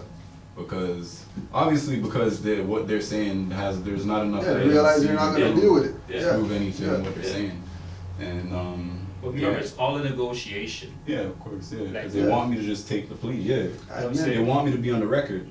That's all. And I don't want to be on no record on their record. But remember, it comes back to the same thing. They're not a court. They're not a court. So that's not even a record. So don't feel no way putting anything on there, especially if you're saying nationality card's my identity, not license, not any of the instruments that they use. You know what I mean? Because that's the only way that it's going to be tied. Yeah. You know what I mean? It's only going to be tied through those instruments as far as the record or whatever. Only that name. They're not going to put that on the free national name because that's not in their books. They don't have jurisdiction over that. Because here's the thing, like, I went and did a quote-unquote police check after that. Well, police check should be like 15 pages long of all the shit that I did. Yeah, you did. Nothing. Nothing's there. Nothing. Just under this name, we do not find anything. Boom. I can show y'all. You made the straw. In the straw. Yeah, straw. So it's not a court, and that's the part. Like, and as I said, and we built on this a lot, and you like after all the studying, the up nights, the no sleeping, the fighting, the this, the that, the no eating. missing parties, like, don't come back here. But you gotta go through it. Yeah, I mean, it's just part of the, you know, unfortunately, you know, I mean, going through the tribunal is part of the rites of passage. That's it. When you're coming into your birthright. claim- That's just what it is. That's Like, what it is. you know, I mean, you're gonna have a situation where you gotta deal with these people, whether highwayman on the street, going to court, some agency sending you some letter that you never got before or whatever like that. You're gonna have to deal with them in testing your knowledge, you know what I mean? And again, you know, we go back to the lessons, Quran lessons, you know, Yes. without a foe, a soldier never knows his strength. So more should be looking for a foe all the time to have. Yeah. There should always be somebody that you're challenging, whether it's another Moor that you're going head to head with, like, you know, I mean, freaking sparring, or you're dealing with these people who are trying to violate you. And you're standing up for, you know what I mean? Well, yo, I'm not Negro, black color, you know what I mean? Christian clothes, black clothes don't apply to me. And you're gonna stand up on what you stand up on. That's it. You know what I mean? And, you know, like you're saying, if it's something that, you know, nothing to lose, yeah, free. Use So it if I as was to go and use it as testify, testing ground. If I was to go and testify, I could all do that. You're saying I could put that on the table like that. I'm not really what this name. This is not the real me. So, Yeah, I mean, it's not. But again, like, you know, but that depends on how much knowledge I have. right, the knowledge that you have, you know, the energy that you're going in with. Yeah. At the same time, you know, the limiting the expectations from them. Again, going back to what Murray saying, that keeping in mind that these people are on a court. That guy's not the Prime Minister of Canada. That guy's not the Premier of whatever.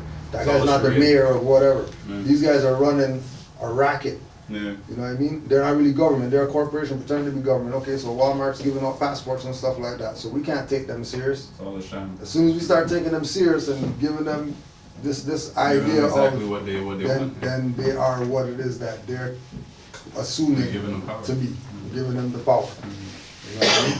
And it's not like you know what I mean, like certain situations, yeah, people are gonna fight. You know what I mean? Certain things, you know, you take one for the team. But certain things you're gonna fight. There's almost 6 months and all that stuff. You stand on some birthrights. Because you guys not kidnap me for no 6 months. For no BS. You know what I mean? Like, no way. We're fighting. You know what I mean? Oh, and it was over something where I wasn't really doing anything wrong. They just stopped and harassed me. Yeah, just doing their stuff because they think everybody they stop is nigger. You know what I mean? And that's not the case anymore. Like, you know what I mean? And this is where it is with you know, because we're working on some proclamations to send out, but on behalf of Moors, so that these people know that you see these cards and stuff like that. These aren't the ones that you bother and harass and stuff like that, because we're not in the jurisdiction. It's not even a thing of, you know, we're more important than somebody or whatever like that, but we know that we got right to make claim, and we're just letting y'all know that we're making claim. Feathers, turbans, nationality cards and all that, those are Moors. Leave those people, you know, talk to one of these 3 signatories if you have an issue with somebody who gives you a card or whatever like that, and, you know, we'll deal with it that way. You know what I mean? I mean, call 5 cars and kidnap people and all that stuff. Like, just call one of us, verify that. Oh yeah, he's one of the guys. He's not in your guys' jurisdiction. You know what I mean? Right.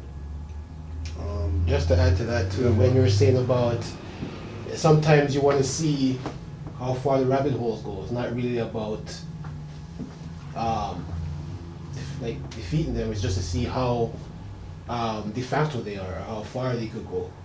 Because even with me now, I had I have an insurance company where I reserve my rights.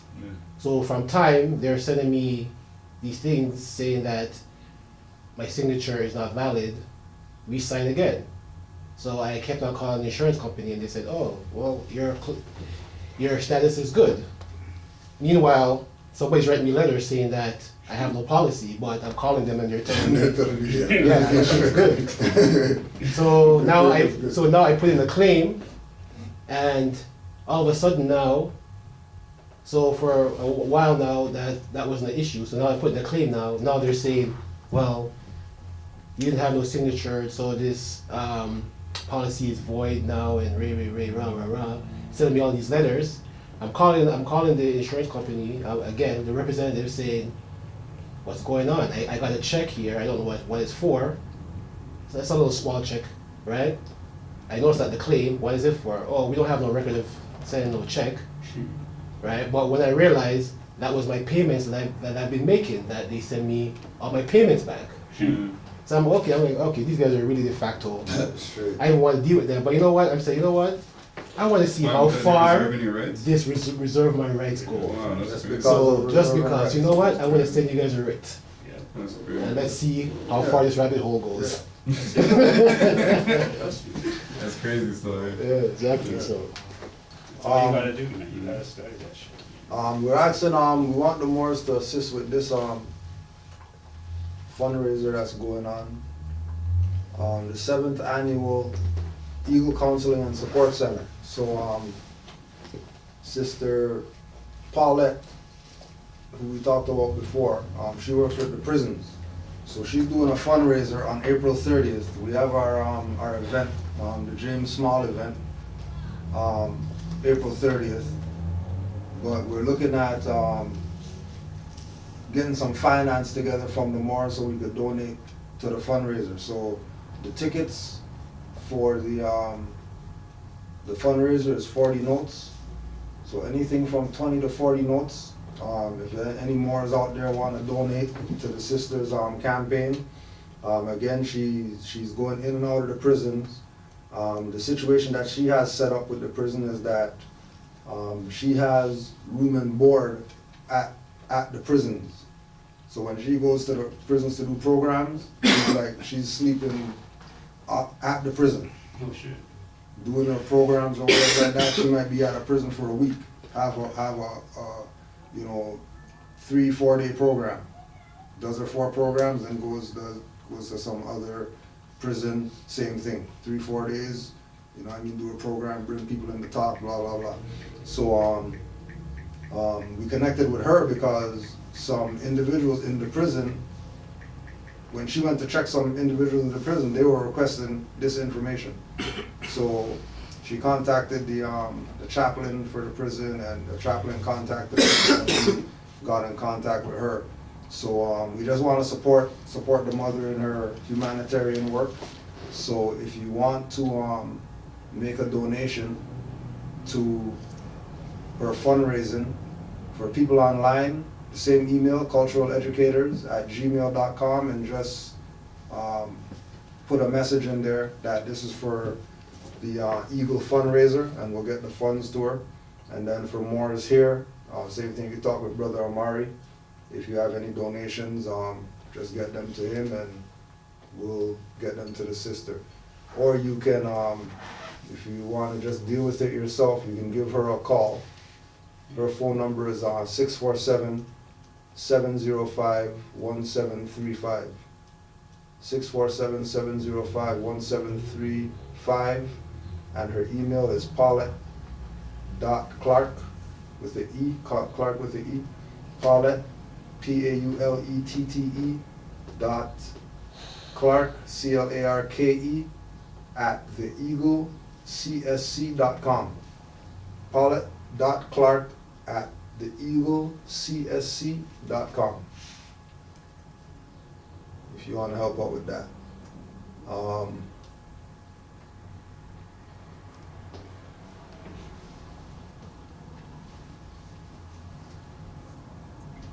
Islam GSM class,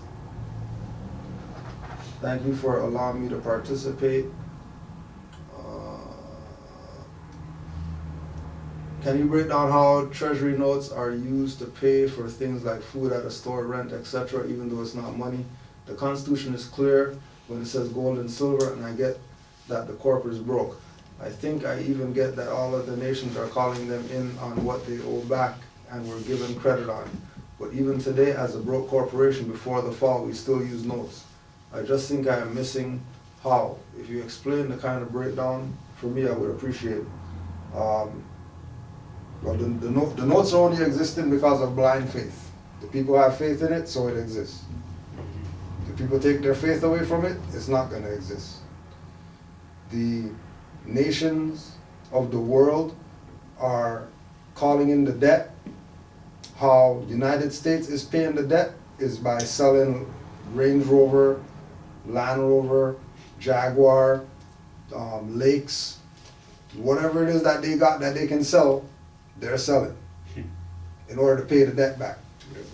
Right? Rivers, whatever it is that they can sell, anything that they can say, right? And then ultimately, the full credit and faith is going to be these property birth certificate people holder that they think that, you know, energy is not money and that China's not going to find a way to utilize their energy, whether it's their organs or whatever else, right? For the payment of the debt, right?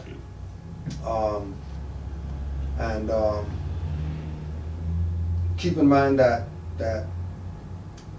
the whole idea of using the notes is because everything's paid for. So you're really getting everything for free because you're not paying for anything. Like, you're not giving anybody gold or silver. So when you go to the store, you put down debt notes, you're not paying. You're just saying, here's whatever that we accept as the people, that money, and the guy is saying, okay, fine, you know, I'll accept this because the bank's gonna accept it, and here's the product. And then they only got the product because the guy who they get their product from, he accepts it, right? And then this is the game that's been going on, right? And it all happened because they took those treasury notes that were backed by gold and silver, and then replaced those with stuff backed by nothing. And people thought they were dealing with the same thing. And now you're coming to the realization that, oh, this stuff's not backed by gold and silver, then it's not money. And if it's not money, then, you know, what do we talk about? Pay for stuff and buy stuff and consumers and capitalism and all these things. All these terms now become obsolete if we're not dealing with money. Or gold and silver, or note debt notes, right? All these things become useless. And last but not least, don't forget, we have James Small. James Small lecture next week.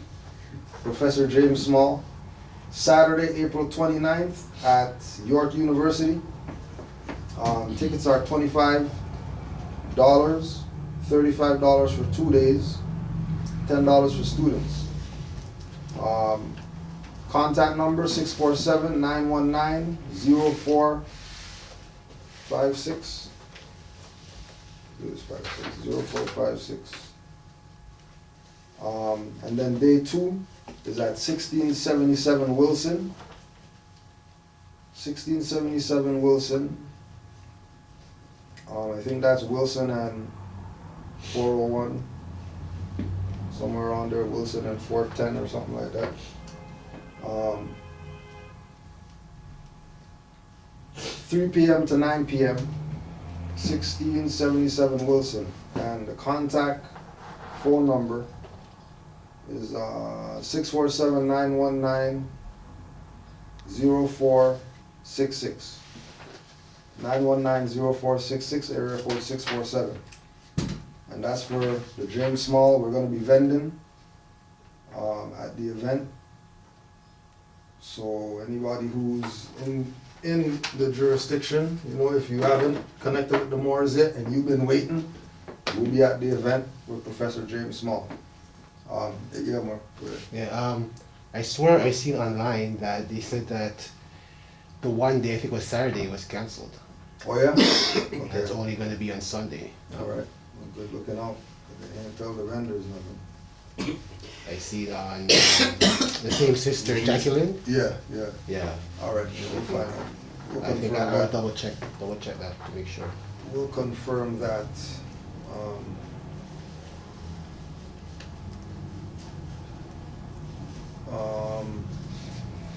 And then once again, today's book was The Invention of the White Race by Theodore W. Allen.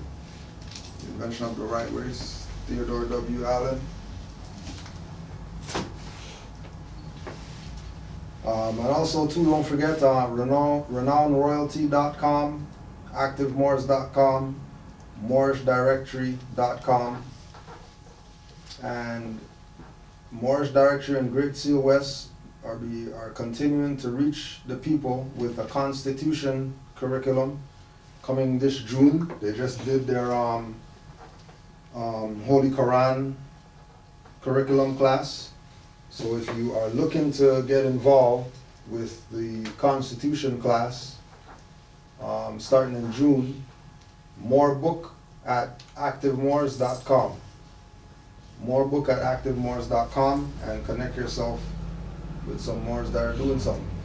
Any announcements, Amari? Actually, yeah, I should speak about it. In regards to donations, come on, let me write up on the board as well. In regards to donations or dues, send it to the corporate, without capitals.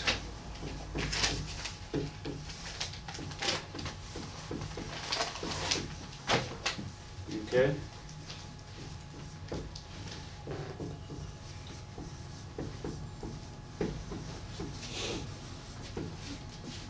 Donations are due, send it either via PayPal or email money transfer to the corporate seanelham@hotmail.com. If you're outside of the jurisdiction, we've been getting some money orders from the U.S. territory. Now, y'all have to read those money orders because they're only negotiable in the U.S. They're not negotiable in Canada. And that's not necessarily an issue. I'm going to be sending those money orders back. You'd have to make international. It has to be an international money order for us to cash it. Send it blank. Just make sure your appellation is on there, or if you want to put your straw name, that's fine. And indicate what it's for. But if you're in the U.S. territory and you send it here, make sure it's an international money order. It cannot be just a regular U.S. money order, because we will not accept it, or we will not be able to negotiate it with the quote-unquote banks. So it's best to try and get PayPal. If you're in the U.S. territory, just do a PayPal. As usual, just reserve your rights on it. Just use your straw if you have to. But it's best to send it through PayPal to myself or Cujo, which I always get it wrong. So. Right? Because as I said, I've received a lot of money orders to that effect, and I have to send them all back because I can't cash them. Can't deposit them or anything. All right? That's the first thing. The second thing is, if you're in this jurisdiction and you've handed in a membership form, we ask that dues and donations are forthcoming. We need assistance, especially this month of April. It's been, I don't want to mention it, but I have to. There's only been about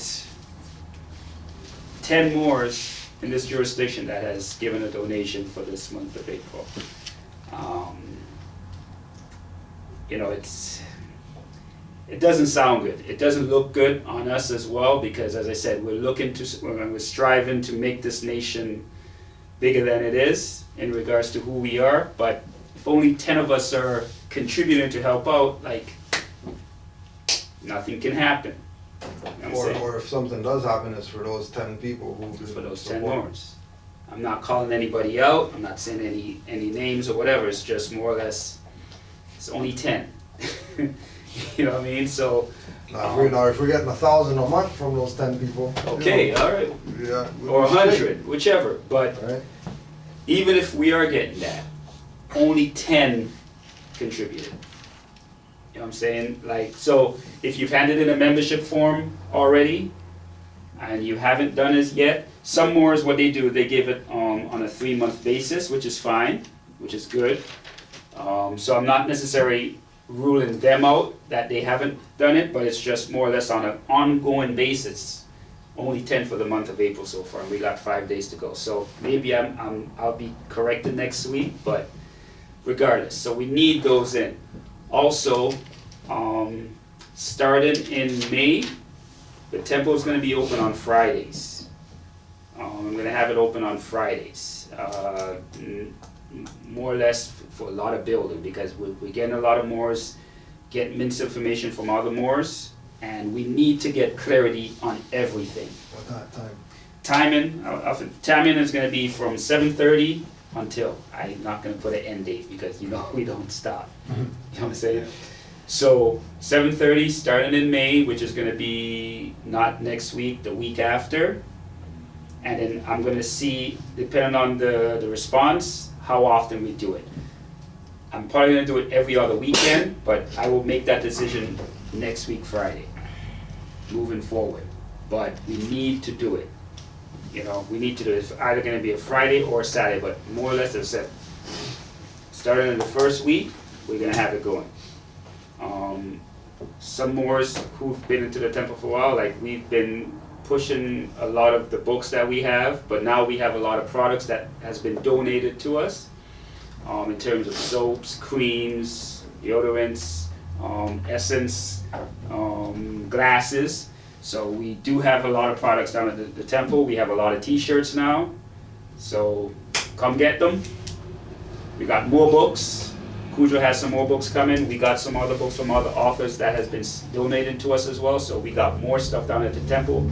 Come through. On that, I go back. Please, not begging, but we need the dues paid before the end of the month. I said we got Roger to take care of, Hydro to take care of, rent to take care of. All right? Islam. Islam. Any closing comments or anything else? Right, so James Small next weekend. We might not be on Saturday, only Sunday. Vending price was for 2 days, so we'll see what happens with that. We'll see what goes down. And Professor James Small, he's been around, so it should be very interesting, being that he's a student of Dr. Ben and all that. Dr. Ben had his doctorate in Moorish history and stuff. So Don't start yet. It should be interesting. It should be interesting. We'll see y'all at that next week. Don't start yet. And keep your ear to the street. We have we're going to be working on a women's health forum, probably sometime in June. Some sisters that we know that are into holistic health or whatever like that, we want to give them some promo and give them a platform for them to put out some of the information that they have relative to herbology and just holistic health being out here where we don't have too much access to things, but there are things right in the valley or whatever that we can pick and boil. Got stuff right out here that we can pick and boil and get all the nutrients that we get from all the other stuff that we hear people boasting about that we can't get out here, or that gives us a problem to get out here. So with that, we'll close out. Islam to all the Moors online, and of course all the Canaanland Moors. And we'll just close out with the prayer.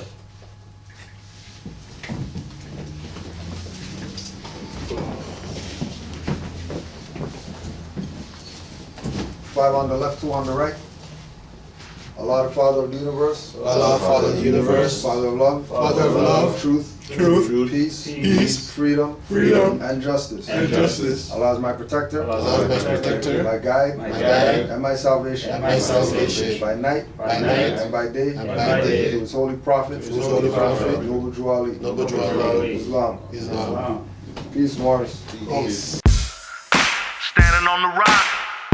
Morocco, here we go, Moabite Mo, Grand Sheik Cujo, let's flow. come up from the grave, no longer in that state. Colonization claimed my consciousness, but now I'm awake. Broke the chains of being ignorant, I stand on the truth. Competent in my proper person, rocking the boot. Navigating through the waters in the leanable rights. The 7 seas, all I sent me, so I'm bringing the light. Can't rewind the hands of time, so I'm expanding my space. I'm from one human family, the human race. My pedigree is in my blood, I'm forever a Moor. Asiatic Moabites, and I'm ready for war. She redeems when I speak of she, I'm speaking of me. Assisting and helping, uplifting fallen humanity.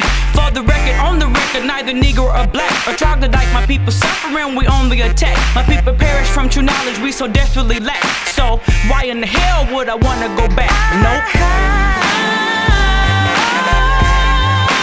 Can't go back to that, being a slave of my mentality. Broke the chains that were bound to me. Listen to me now. I can't go back to that. If I'm on the left, you're on the right of the light. Melanated radiation is bright. Yeah, we don't regress but progress. Crystals back for no stress. With a feather not liberate the mind's oppressed. Staring at a wall in a hole, show you a ladder.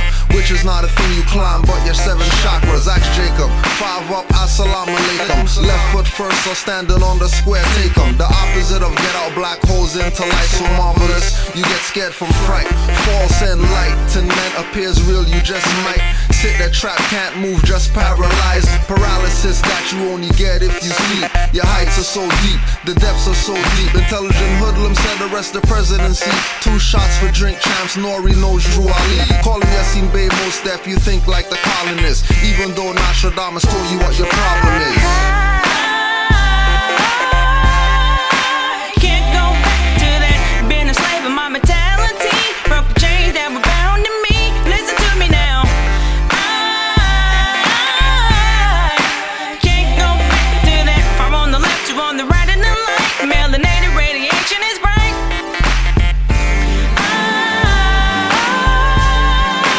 Can't go back to that, being a slave of my mentality. Broke the chains that were bound to me. Listen to me now. I can't go back to that. If I'm on the left, you're on the right of the light. Melanated radiation is bright.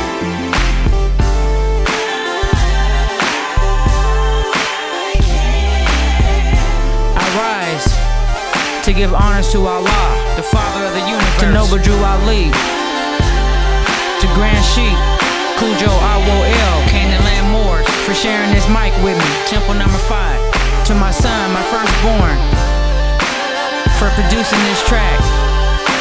Hassani Mosai, 206, also known as Preach to God, and to DJ Funk Daddy, the best in the West, Washington Republic, and to my emperor, Islamism.